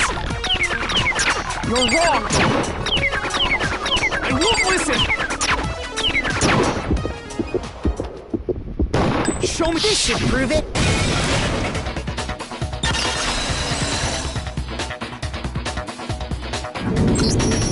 If my thinking so far is right. Yeah, it's a little. Yeah, I could see. Yeah, somebody. Islander plays games. Basically, played this on Twitch, and he says a little bit like a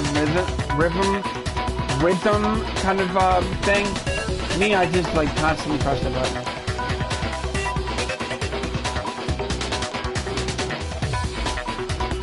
Mondo must have replaced. In which case, we could. Once we do that. We don't gotta do that. Huh? Yeah. Yeah. I did it. I killed him.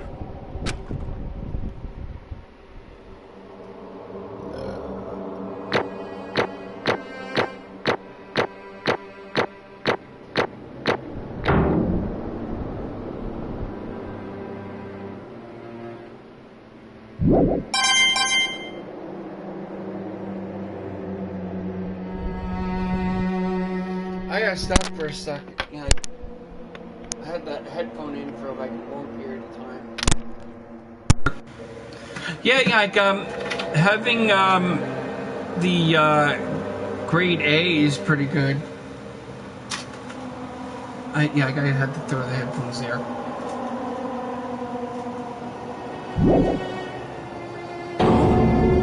Bro, what are you saying? I gotta tell you, when I played this, you can also follow me here on YouTube and also on Twitch. And I can I got no choice, I do game After requests all here that, on I YouTube just and everything. I also have a YouTube series. Let's play this game if we really want to. But I've basically been streaming video games since I got my PlayStation 4. I also stream other games and stuff like that. But the storyline is pretty good. To each of the which one, and I'm up to pretty much chapter 3 of my of my YouTube series. That I have No on waiting, YouTube. no holding on. Time for the moment we've all been waiting for. And stuff like that. Grab But, your it's lever gonna be and pretty good. give it a yank. I'm got right Who will you start, elect so as the I'm pretty blackened much this stuck time? between Will you make the right a rock choice and a hard or place, the 'cause it's dreadfully like a wrong one? Evil What's it gonna Sage be? saga. I'm thinking that chapter 4 is going to be like a keys kind of thing, so it's going to be a little bit like having to do like what I'm playing right now.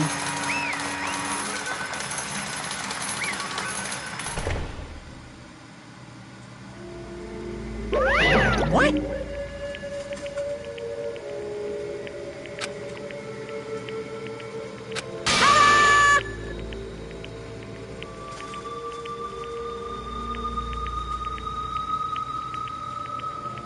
Yeah, I mean, the kite if I get like if I hit that high mark, like I know I got like 100 subscribers on here on YouTube so far, but if I get like over a lot more, like maybe to the point that YouTube says, holy shit, this guy's basically getting a lot more subscribers. But the guy I basically do it as a hobby and everything, and making YouTube videos is like a hobby job that I do on the side, because I'm not working, which sucks. I'm like 39 years old, and I basically don't work. I go to like a program during the day, from Monday to Friday, and Saturday once in a while.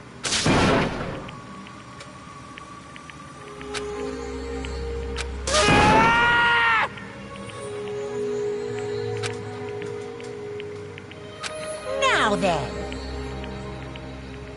Actually...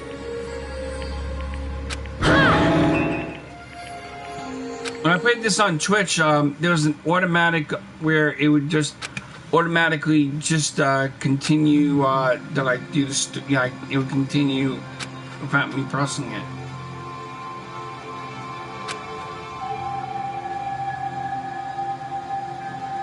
But I gotta tell you, like, I've been taking a break from doing the storyline of Let's Plays and just trying to do live streams instead. Because it's kind of like a little easier and it's like less stressful work. So this is kind of like my job right here, live streaming gameplay. It's fun and it's, yeah, and it gets interesting.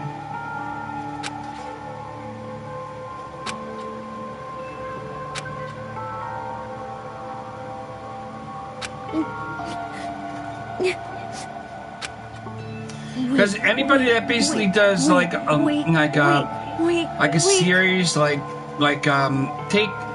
for instance professionals like Mars Girl or Linkara, aka Loose Love Hog, and so forth.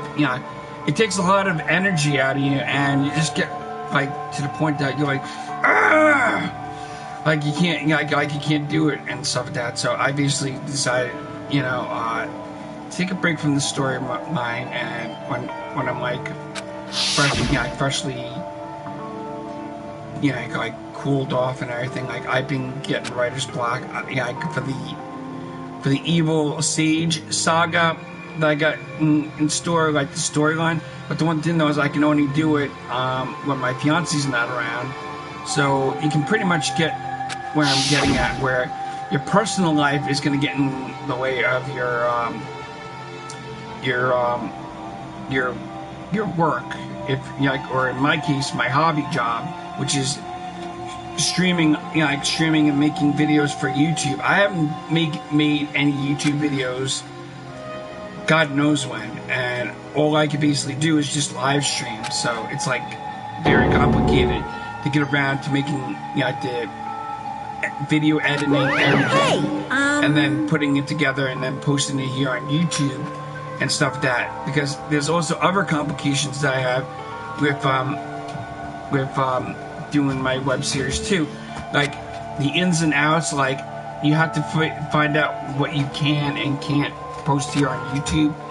Like there's games that I can post here on YouTube, and there are games that have copyrights, so I would have to basically go by the written rules and deductions, such as, let's say, if one of my YouTube videos has a copywritten material song or copywritten material scenery or whatever, I would have to take that off. Yeah, I would fight it, but you know what? I say, why fight it? Just get rid of it. Yeah, it's my baby right there. I busted my ass making it and everything. To change. So,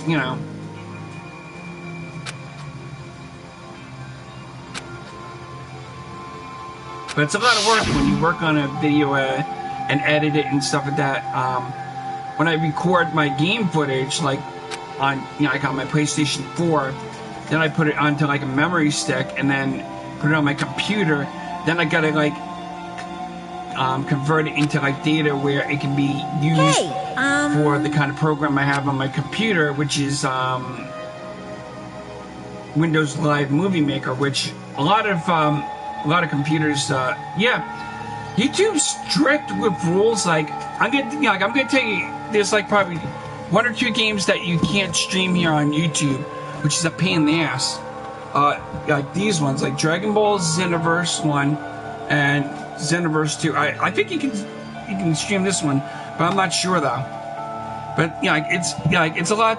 It's a lot, and it's like the ball and chain. Like if you basically go against the regulations of the stuff that you can do on YouTube, it's like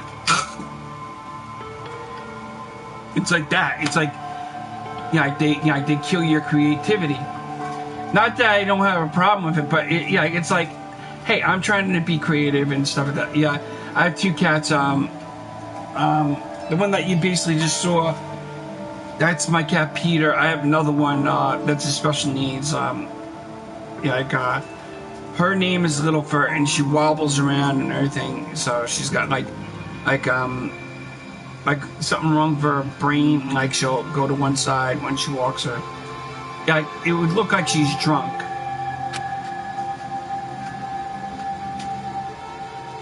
Yeah, that's right. Sometimes I do, like, if I wasn't going to program later today, if I don't go to program today, I'm thinking, probably do like a live stream by using the playroom. But the one thing though is I gotta get rid of the little flying little robot thing that pops up.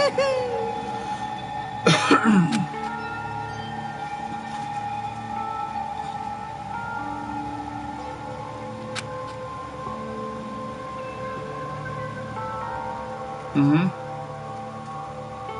Uh-huh.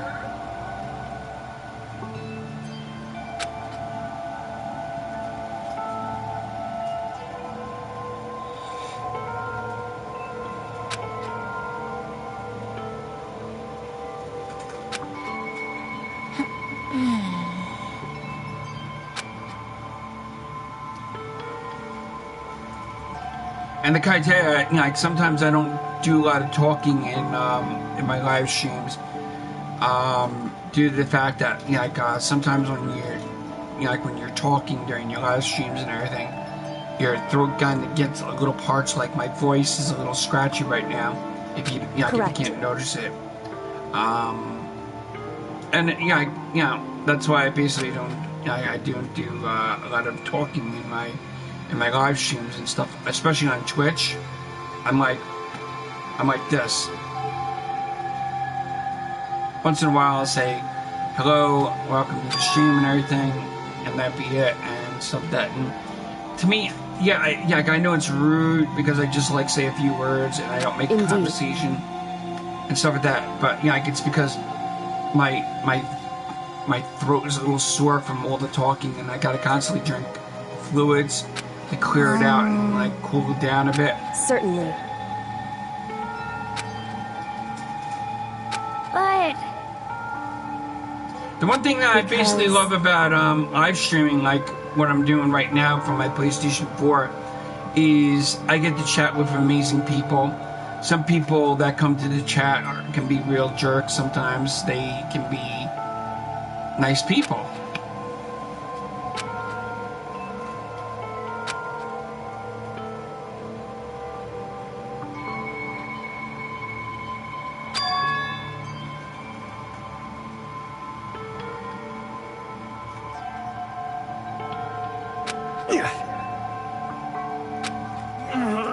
But we're almost done with this streaming for the night.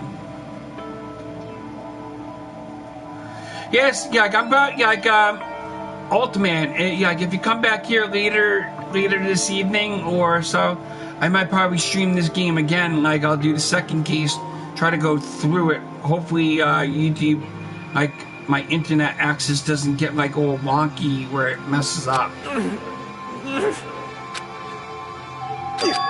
Time to speed things along.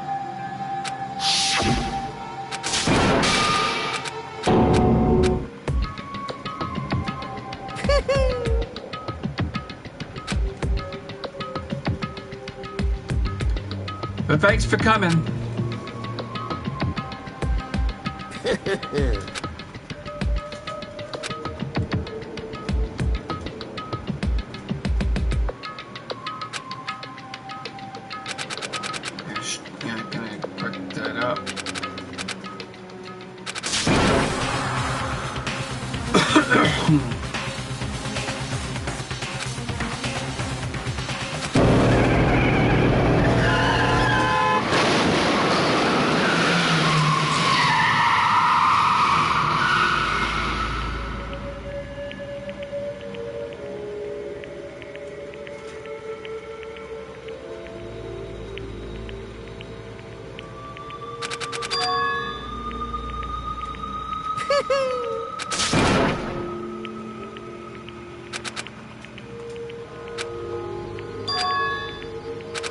I hate having the speed text and everything.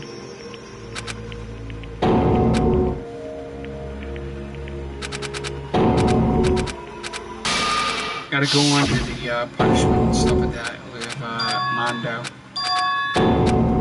Mondo Owana.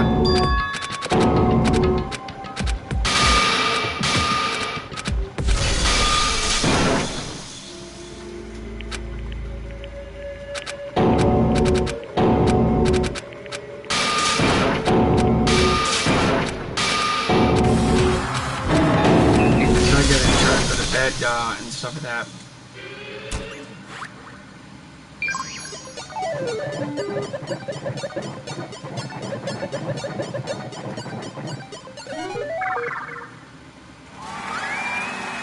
I'll be right back. Enjoy watching the punishment scene.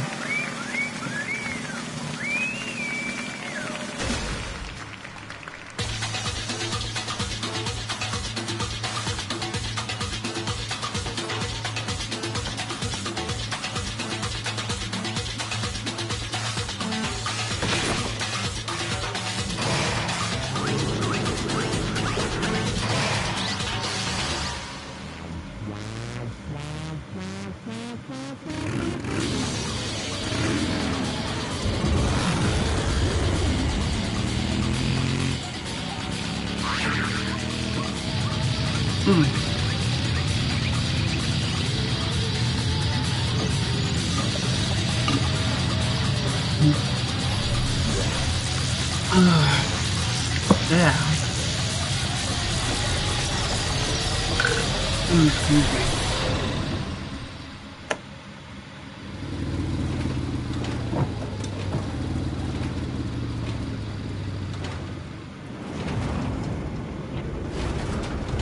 But once I get to like a save point, I'm gonna be ending stream for the evening, or for or as I would say here in New York, since it's almost 2 o'clock in the morning.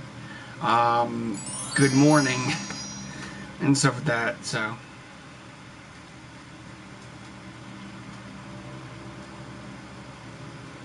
Oh, excuse me. Okay, let's speed this along.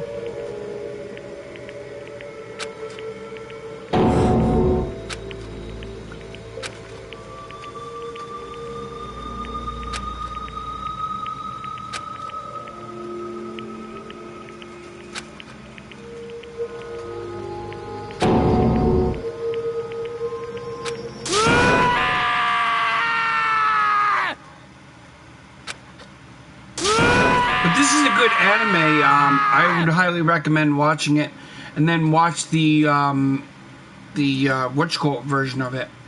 Like there's like a sequel to it. Yeah. Speaking of sequels, when I'm done doing this one, probably gonna do on Twitch, Dungarumpa, I can't pronounce the damn thing. On Twitch. Eventually when my fiance comes back, because when I'm done streaming this game, like completely done with this game, which I'm probably gonna be done by the weekend's end and stuff like that, because the next one's gonna be tricky. What is this? Yeah, let's speed text this. I gotta get ready. I don't want to rush the stream, but I gotta get up in a few hours, so I need to get some sleep.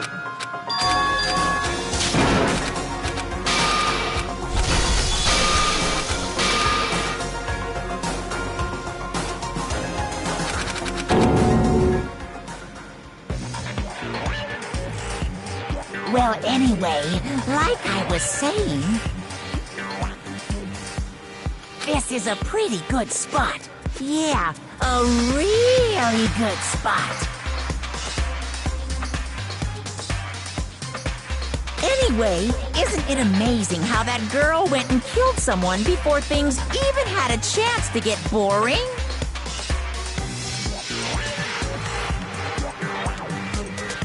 Once things really get moving, it'll be like a roller coaster. There won't be any stopping it. You said hi.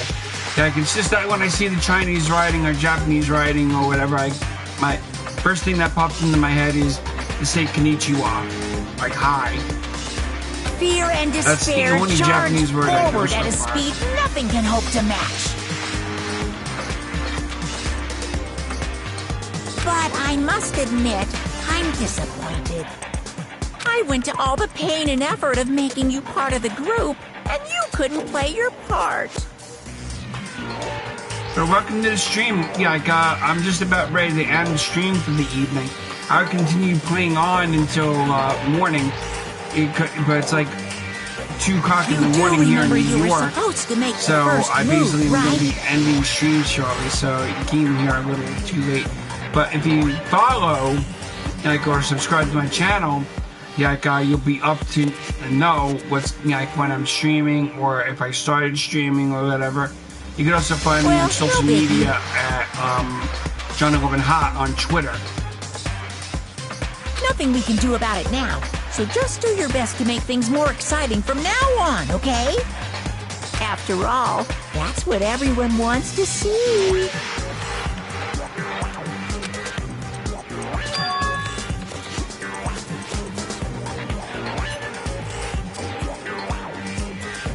Yeah, I want to get the sequel to this game that came out this month. Ultra Despair Girls Danganronpa, and then there's another one that's coming out in September. I want to get that. I think it's the B3 one. As long as you don't want to know my measurements, fire I away. would definitely want to stream that because, I mean, this is the one anime that is like a murder case mystery, which is very awesome. Like, I got into this anime, just watching. Witch Court. Believe it or not, you just missed. We just saw that character's teeth and everything just now. Mondo Owada was basically the murderer that killed that character. My.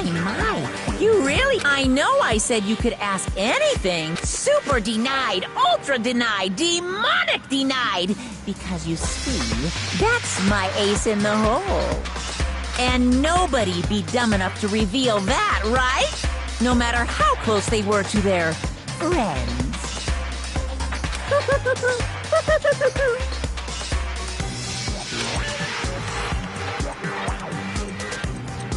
Yeah, the anime is very good. Did you see the I would say kind of like a prequel type of the thing. Yeah, the sequel to the anime was pretty good too. Yeah, because it goes on to that one.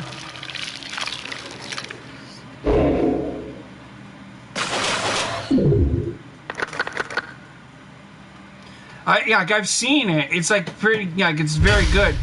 The one thing I would love to see is if they make an anime movie out of it. That'd be awesome.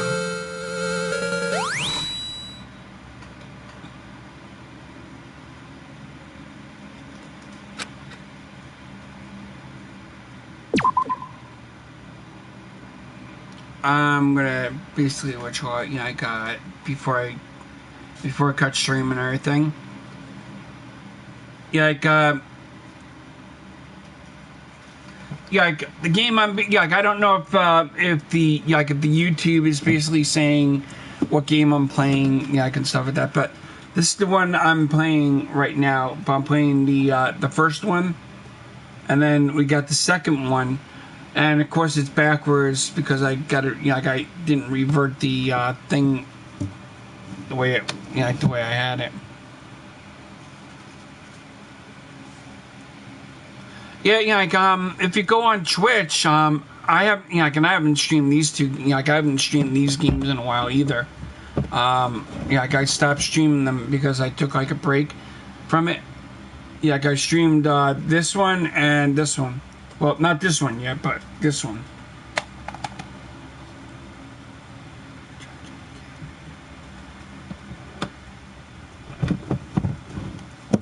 I got all my games in alphabetical order in front of me.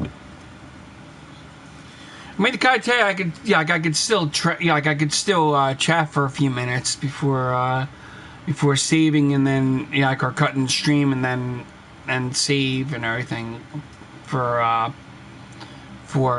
tomorrow. Or for later. Trigger Havoc is very, very, very, very fun to play and stuff like that. It's like a murder case mystery type of anime game, which is very awesome, and I would recommend it. Definitely. Because the anime was good. It's something different because it's like a murder case anime. If you basically don't decide, yeah, but the one thing that sucks, the tempo mode, oh my god, that one's like, what you call it? I'm like, yeah, this is me. I'm pressing X, X, X, X, X, X. Then then triangle, X, X, X, X, triangle. Like I'm constantly doing that. Like when I get up to the tempo part.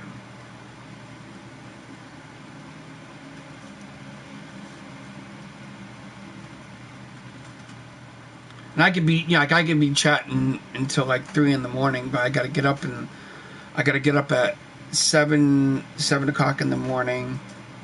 I gotta get up 7 o'clock in the morning in about 4 hours and 55 minutes.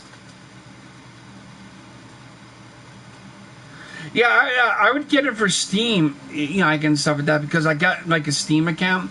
I want to get all the Danganronpa games. And I can't even pronounce it right. I'm saying Danganronpa with the M when there's no M in it. It's an N. It's like I can't pronounce it to save my life and stuff like that. But I got like a lot of other games. Back to the Future, the game. Batman Arkham Knight. That's another thing. Like, believe it or not, I had like a series that I basically made in like a couple of days in September. I did like Batman Arkham Knight, the series, where I was like playing some episodes of Batman Arkham Knight. And believe it or not, I had to like delete some of my episodes that I posted here on YouTube. And if you were here a little earlier, we were chatting about how YouTube basically kind of like says, okay, this is no good. That's you gotta take that down. It's copywritten and stuff like that. Because half of the time, if you have a copywritten material, like a copywritten game or song or anything on your video, it kills your creativity. Unless you basically got the copyrights to the songs and stuff like that, then you can do whatever.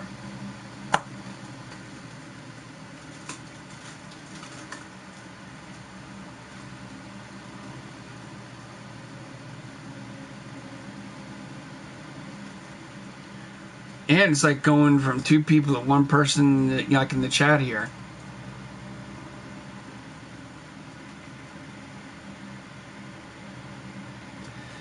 So where are you from? Like I know we had somebody from Georgia.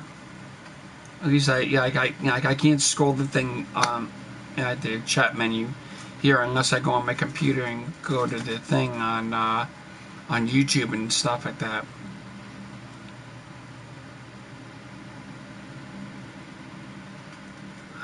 No, believe it or not, I haven't gotten Overwatch. I was like,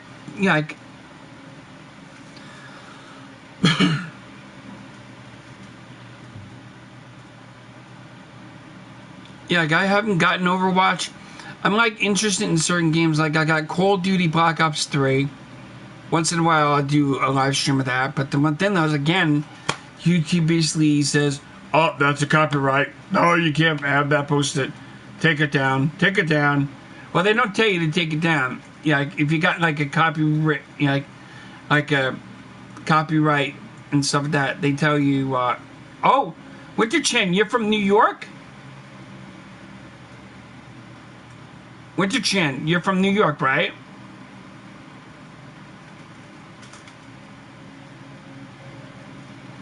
I don't know if I'm pronouncing your name, but if I'm not, I apologize. Or I can just say winter. But then if it gets cold, it's going to be winter. Winter Chan.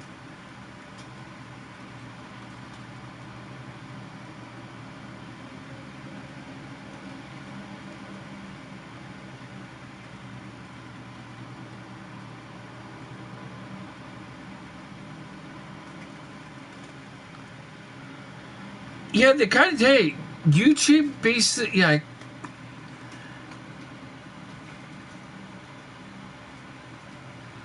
Ah, a fellow New Yorker. Yeah, I'm from New York too. I'm in one of the 5 boroughs though.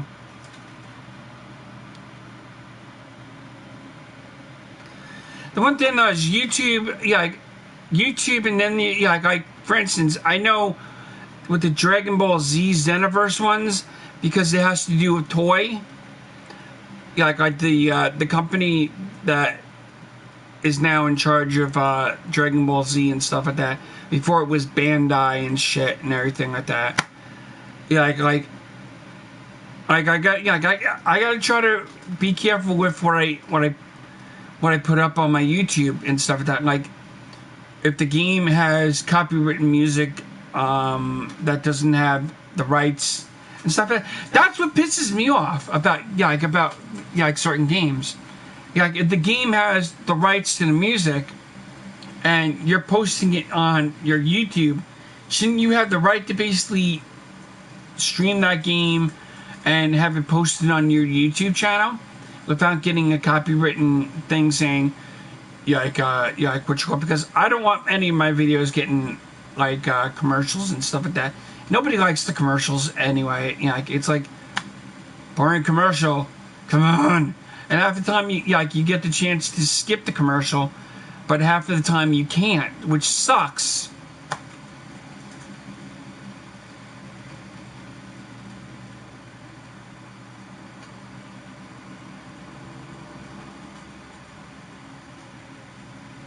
I mean, if I don't go to my program today, I might probably come back on later in the morning and do like a live stream morning type show and chat with viewers here on YouTube by using the Playroom and what you call it.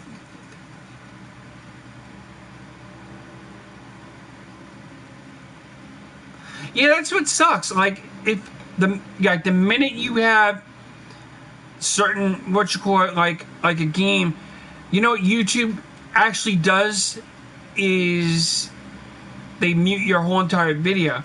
Like, let's say if one of my videos had like one clip of what you call it, like one fucking clip of music, YouTube says, no, you can't have that. Screw that shit. You can't have it. So, you know what they do in their power? They just mute the whole entire video, which pisses me off, because what if I'm talking in the video and the music's playing in the background? Did they ever think of that? It's like stupid. Some of the stuff I got away with here on YouTube, but yeah, it's like some of my videos are getting like certain like copyrights. So when they get a copyright, rather than saying, I have the rights to this video, I created this sucker, this thing is my baby right here, I took my time and effort to put it in, to put it together, so I should have the right to keep it. And rather than fight it to keep it up, I say, you know what, fine, you win, fuck you. I don't like having to say that, but it's like the easy way. Some people decide to fight it and stuff like that. Yeah, YouTube can be a pain in the ass. Like, they can be a bitch sometimes.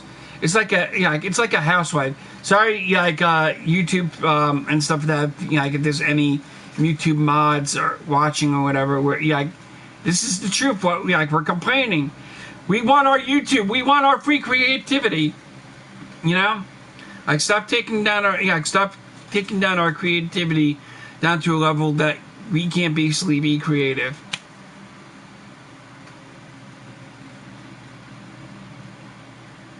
That's why half the time I stream on Twitch, my videos are up for a week, a couple of weeks, and that's it. And that's when I do the live streams on Twitch. If I do a stream here on YouTube, it's like, fuck you, copyright, take it down.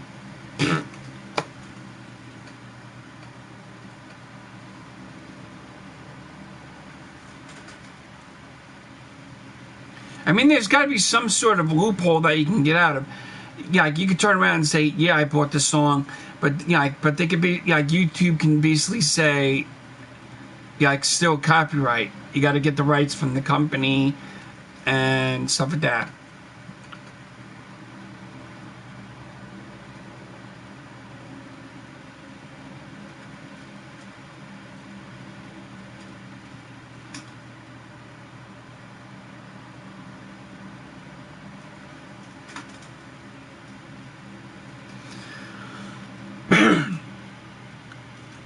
Yeah, the guy tell you got to watch what you see on YouTube, because the YouTube mods that basically monitorize, like they check your videos and stuff like that. If there's something they don't like, they'll constantly say no good, you got to take it off, or they'll just give you a strike. I haven't gotten strikes because I try to avoid strikes. So like if there's something they don't like, hey, just let me know. Put down there's a copyright claim, and I'll be more than likely to take it down. Like, I don't want to get striked. I don't want to be kicked off YouTube and everything for like having any trouble with what you call it. If you want to kill my creativity, fine. I'll find some other way of doing my creativity, and that's it.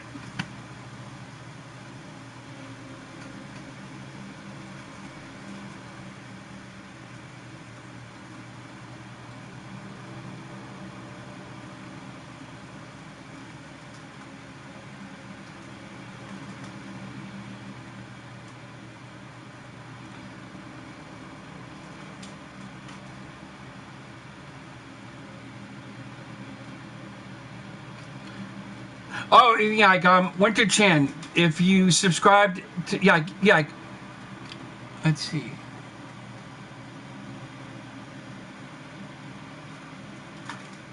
Whoa, they threw somebody off of, which court?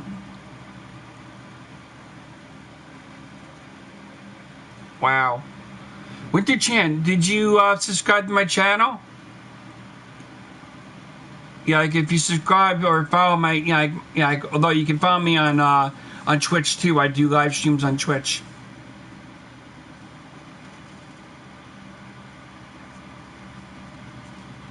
Because here on YouTube, I'm basically a YouTuber / gamer and stuff like that, and stuff. Yeah, I can know that other stuff.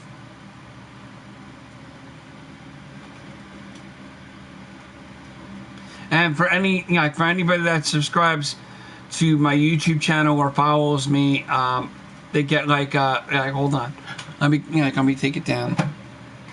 They get like welcome.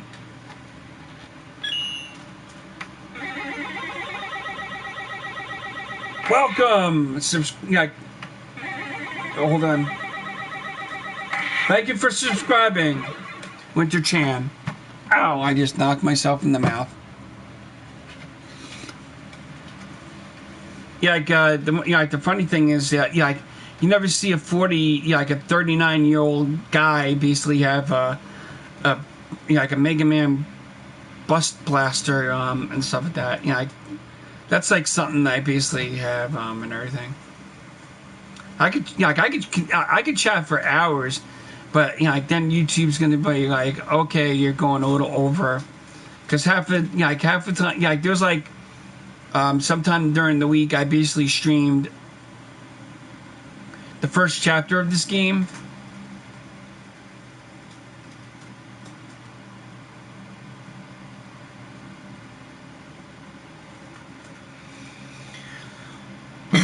One of the things I want to possibly do with Twitch is, but the one thing is, I think you have to be like to be able to do this kind of stuff on Twitch, like to make them like emoticons and chips and stuff like that, like the little diamond things on Twitch.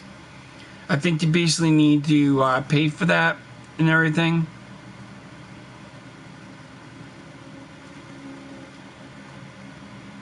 And I gotta tell you, if I, if I was, I sometimes watch Steven Universe But I like I watch certain kind of adult type of anime. Sometimes like Danganronpa is an adult anime. It's like a murder mystery case and everything. And the series is very, very intensely good. And instead of showing red blood, they show purple blood. Because that's how anime works.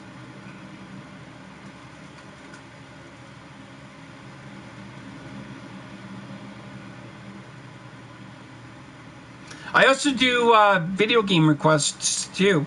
So if you're subscribed to my channel, go to the discussion page, and if I don't really check out my my discussion page too much. I just check to see what's down there after the time, or I'll get a message on my Hold on, let me show you what I'm talking. Ah, jeez, my toe. I just scraped my foot on the damn thing. Sometimes I'll get a notification on my iPod Touch. I want to get that. I want to get the Danganronpa Despair Girls one. And then I want to get the other Danganronpa game that's coming in September.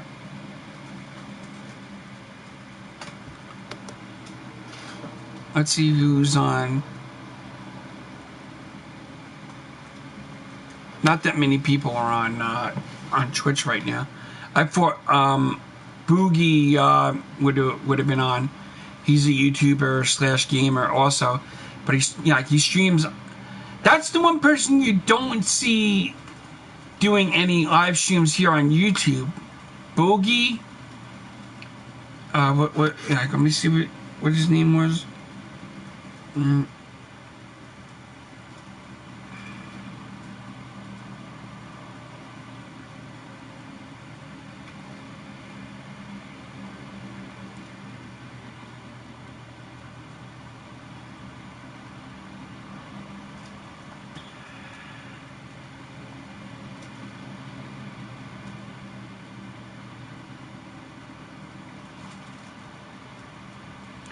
Man, I felt like a ton of people on Twitch. It's not even funny.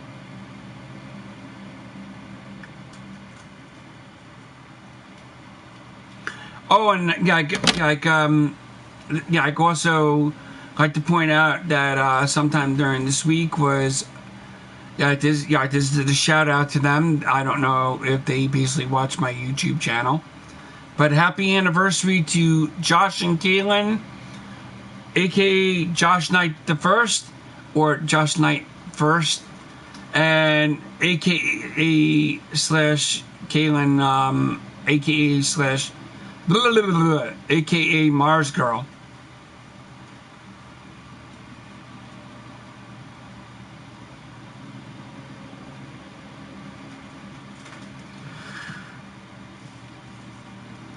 Oh my god, my throat is very sore doing all this talking. I could be on here for like hours and stuff like that. Man, but the one thing though is my head's starting to hurt. Plus it's like super hot, and it's gonna be super hot later today. I could basically give you a weather report right now.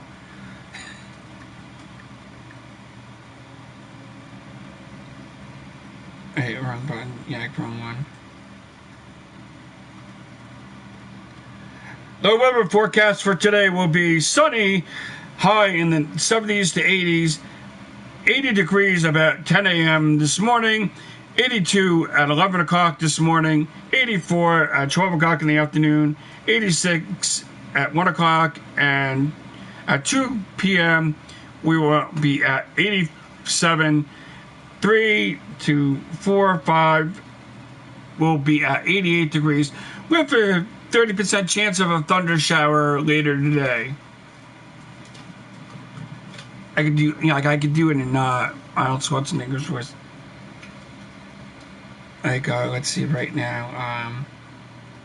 Right now it is at 72 degrees. It is nice and cool out, but not good if you're outside in the jungle hunting the predator. Later today, it's going to be up in the 80s. And later this afternoon, like around 6 p.m., we will have like 30% chance of thunder showers. Yeah, that's hot. Damn hot. So hot I can cook, like I can press cook and I can shrimp and I can. Yeah, that's like in the 80s and stuff like that. And sunrise is in about 5:29 in the morning, which is in about 3, 4, 5. Wow, it's like something hours. And sunset today will be at approximately 8:31 in the afternoon. Be sure to go to the pool today. It's going to be 80 degrees, but make sure you're out of the pool before 6. Oh shit. There's a 30% chance of a thunder shower at 6 o'clock. Then at 10 and 11, there's another 30% chance of a thunder shower.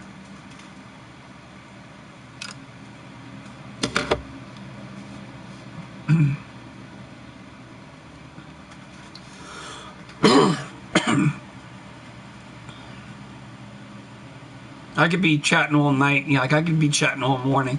But in a few more minutes, I'm basically going to be cutting stream. I don't want to, because I'm enjoying chatting with you. Yeah, like viewer. Yeah, like you're the only viewer here that's chatting with me right now, and I'm I'm on hold here. Like I'm not going to save until I cut stream.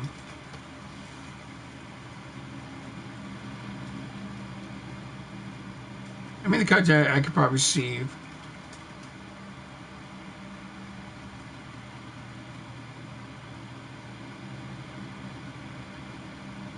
What's fucked up?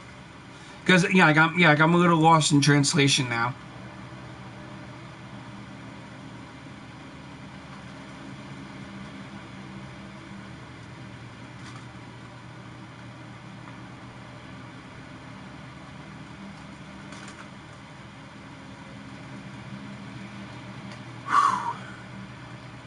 Man, it's like hot in here. It's like 70 degrees outside.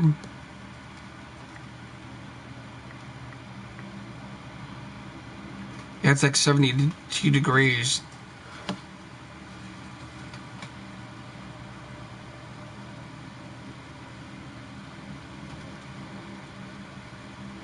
I mean, I think what you're probably thinking is that's fucked up that I'm still chatting, and I want to end the stream, but you're the only viewer that I'm basically chatting with, besides other people that came earlier and chatted with me and stuff like that. Which a lot of people were nice to chat and stuff like that.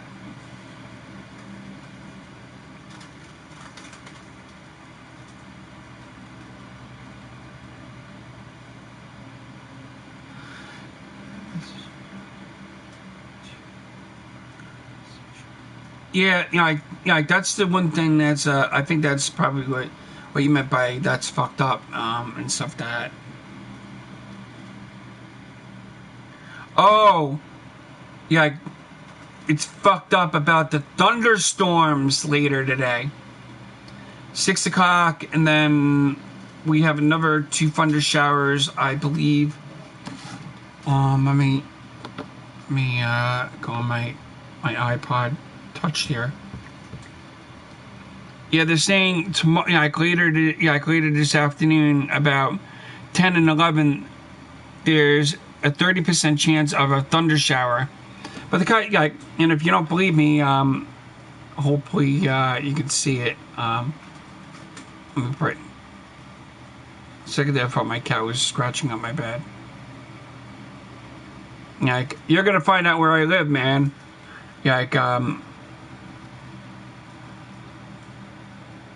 I don't think you can see it, and stuff like that.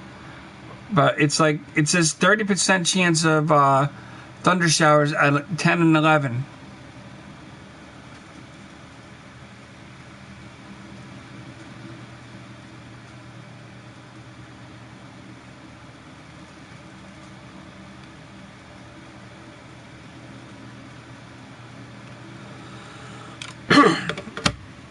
I mean, I'm not tired or anything. It's just that, hold on. I'll only get like 4 hours of sleep, and I got to go to program later in a couple of hours.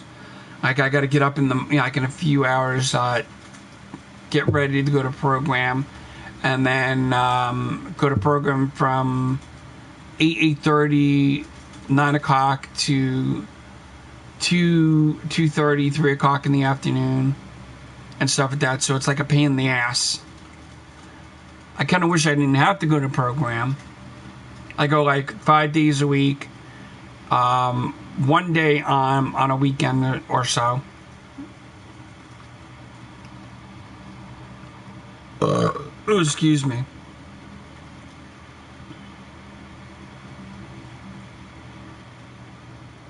But I do game requests also on YouTube, and also on Twitch. If I can't do the video here on YouTube because of copyrights and stuff, I would more than likely do it on Twitch.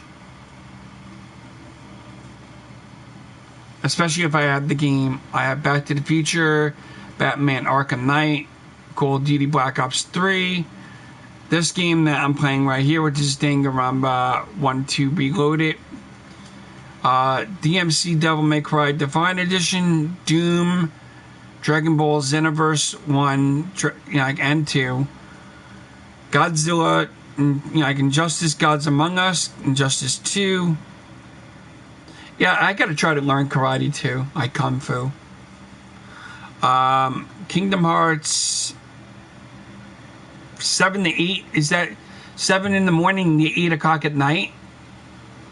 Or is that 7 in the morning to 8 o'clock in the morning? Or it could be 7 to 8 in, like in the evening.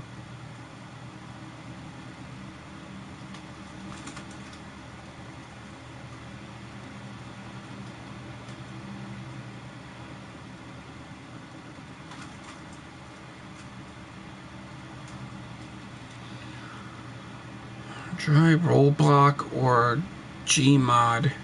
For what? Because I'm confused with what you're talking about. Like, you put 7 to 8, which could be morning or afternoon or evening, and try Rollblock or Gmod.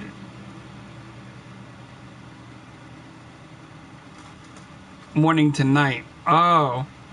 Good morning. Oh, yeah. Yeah, Dekai, it's morning already. It's like almost 3 in the morning. Jeez, yeah, it's, yeah, I gotta tell you, if you, if you basically, you can also find me streaming of other streamers. There's this other person. Yeah, hold on. I'm not gonna cut stream yet. Just gotta grab my computer. I think I dropped my headphone on the floor.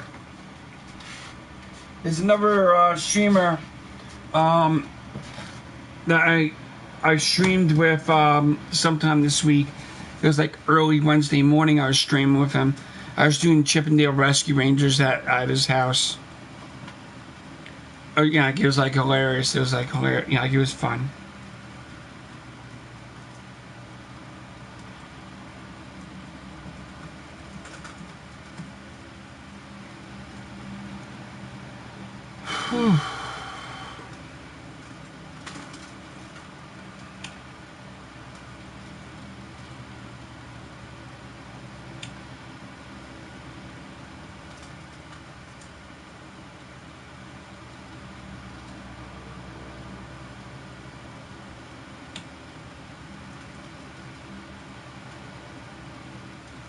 Evolution of Mega Man X. It's basically showing my my live stream video. I'm still streaming.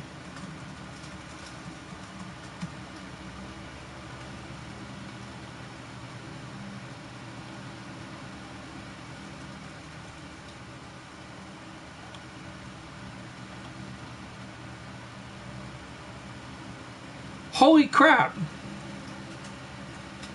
No way.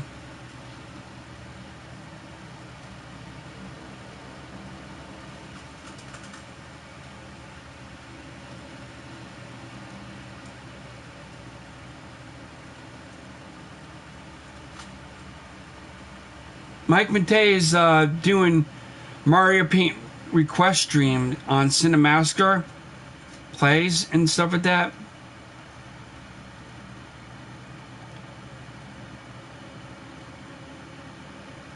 I got this one. What's called? Yeah, I'm gonna post it here on like in the chat in a minute.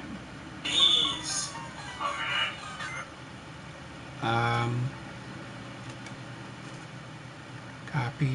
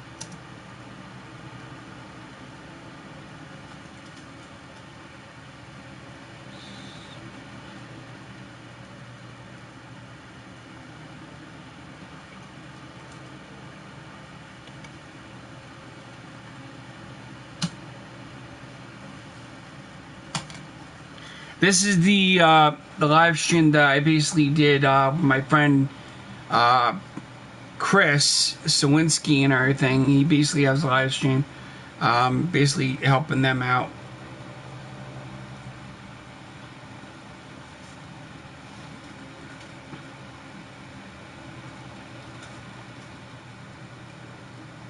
Let me see, go to channel.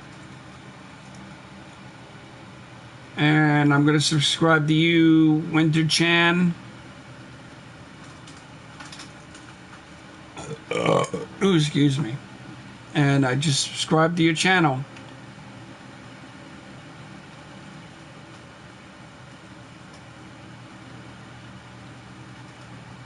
Yeah, that'd be nice to basically have a what you call it. Because if you go to my my Twitter page and stuff like that, I have Monokuma Takeover, and I think tomorrow, today is the last day I'm having him posting on my Twitter page.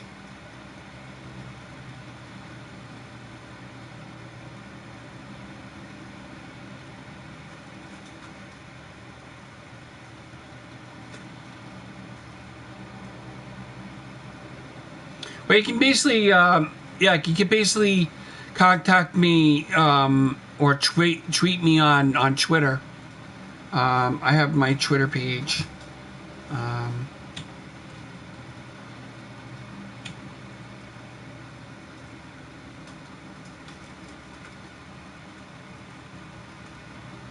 I really got to be careful when I do this shit.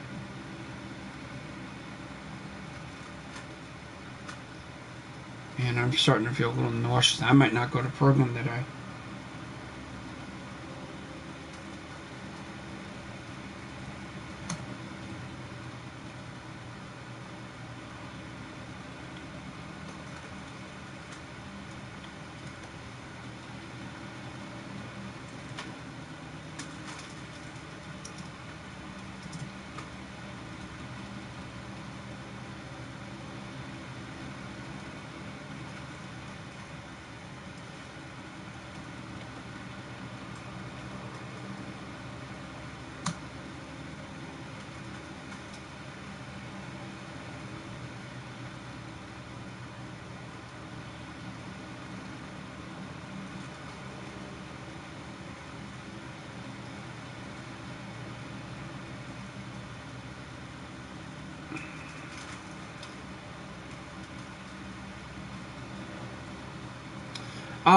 Believe it or not, the following day, which is the same time I basically did this one and stuff like that.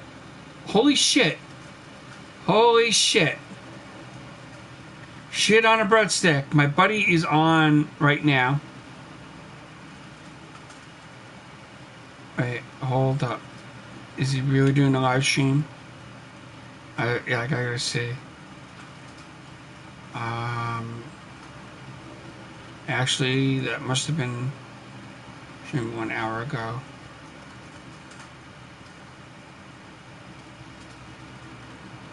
Come on.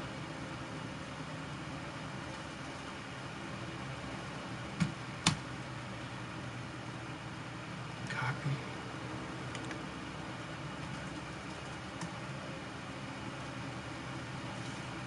It says he's on live, so.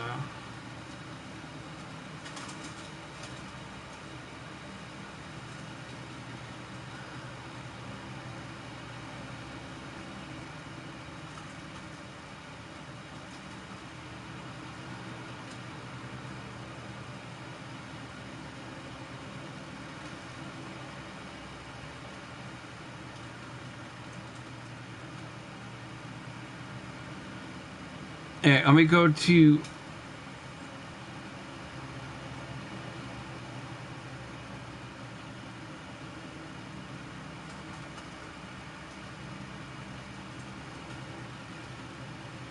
follow me on Twitter.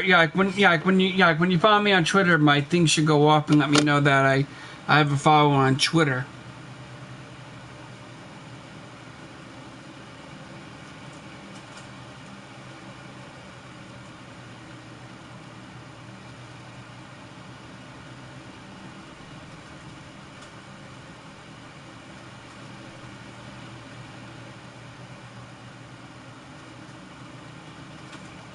Let's see.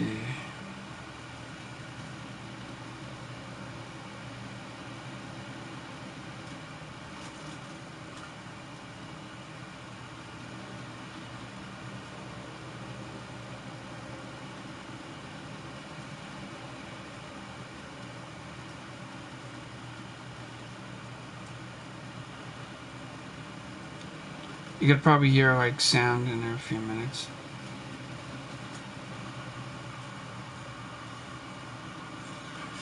You could probably hear like sound in a few minutes.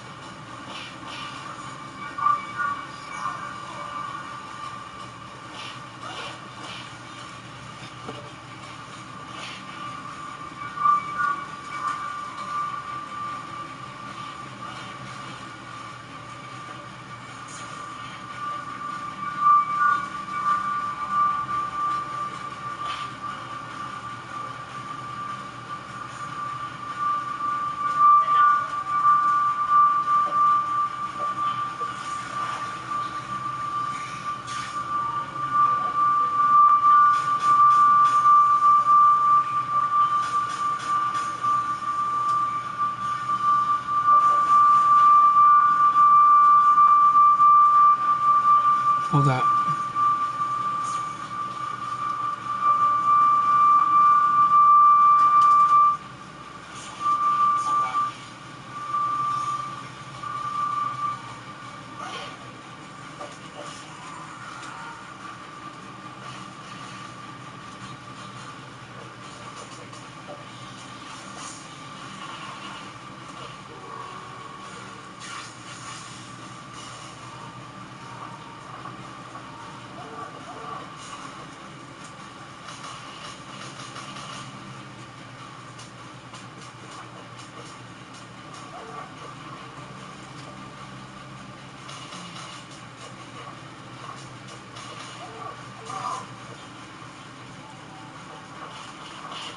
No, that can't be it. Hold on.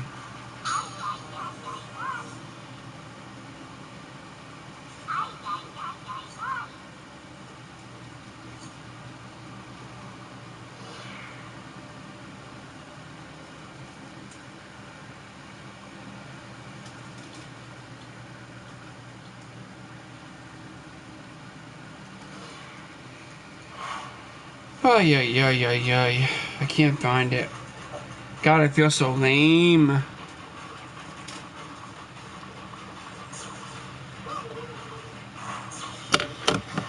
Because I can't seem to find it.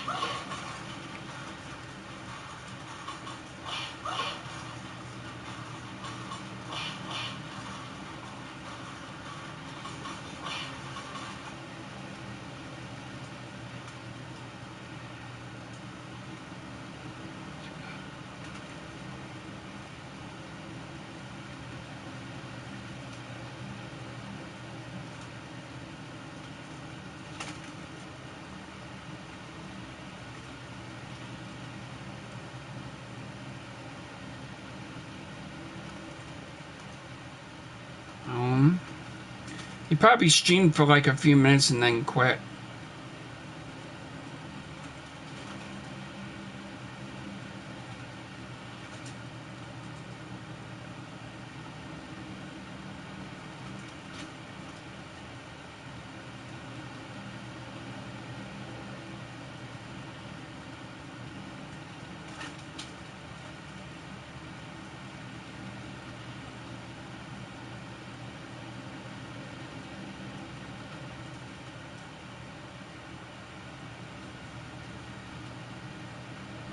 Oh, he's playing Star Wars.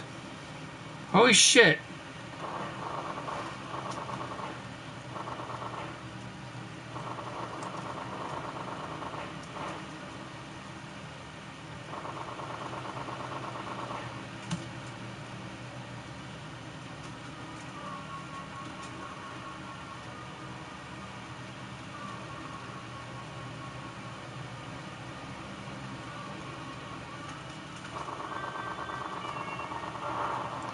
Yeah, like, hold on. I don't know if he got the message.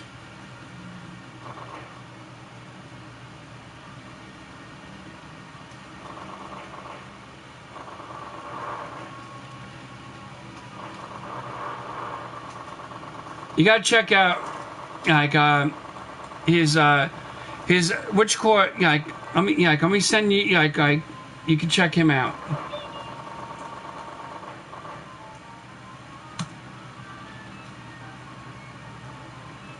Yeah, go to his live stream that he's doing now.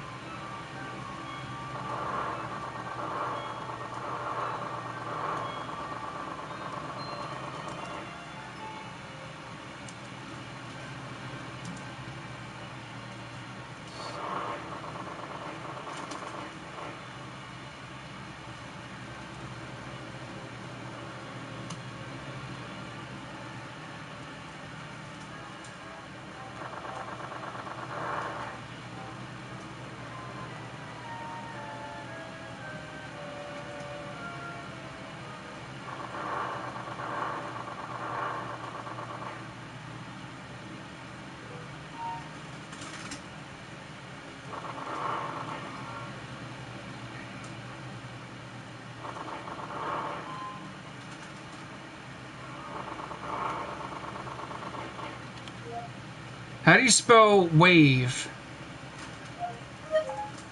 Not wait.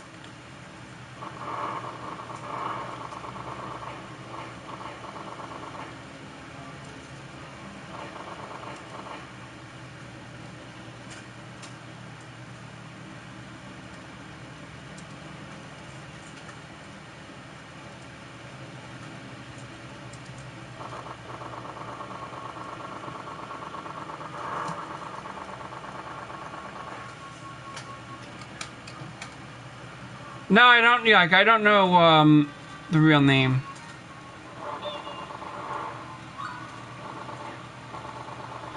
Sayaka. Yeah. Oh, you're talking about Celeste's. Yeah, something like Celeste Ledenberg or something like that.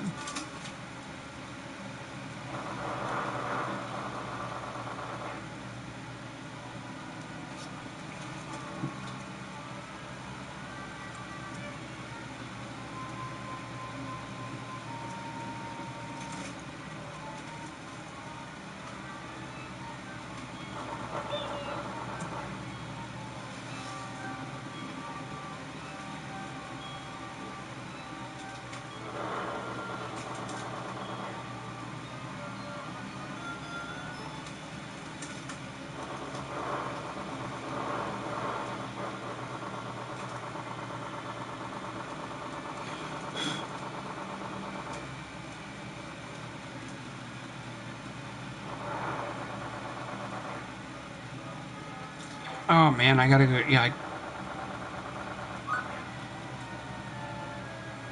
Yeah. Hold on. I gotta. Yeah, like, what you call it? You're gonna be hearing my friend's live stream. I gotta go to the bathroom. I'll be right back. My friend will be right back too.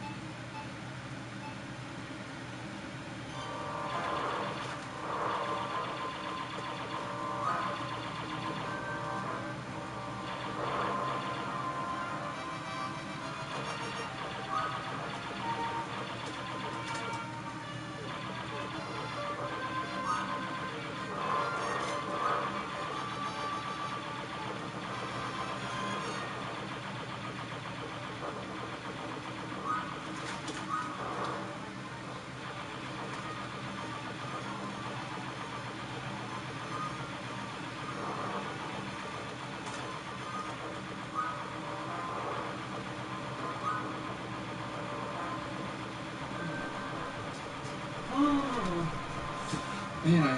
Move on. Ay. I'm back. And so is my front.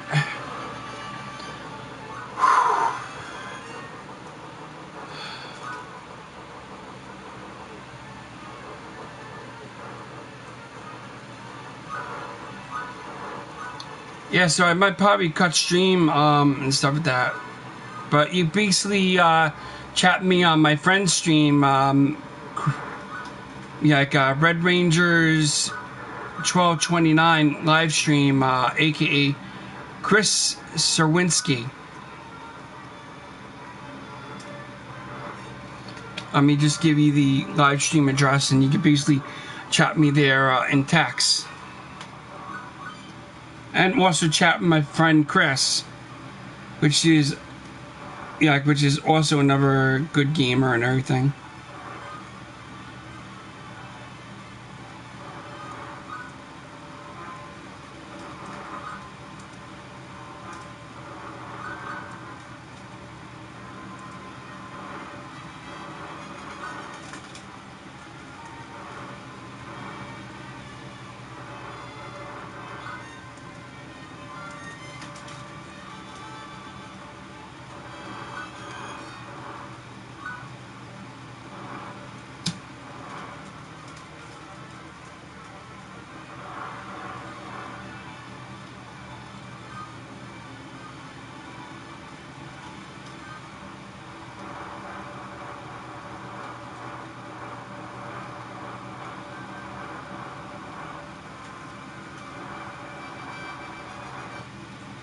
Oops! That was messed up. Onto the wrong stream.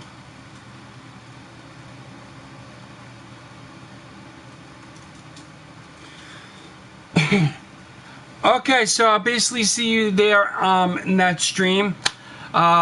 It's nice chatting with you, Winter Chan. Follow me on Twitter, and then you follow me on Twitter. I'll follow you on right back, and we could probably touch base on Twitter and everything, or you could basically chat me in the discussion thing on my YouTube channel here.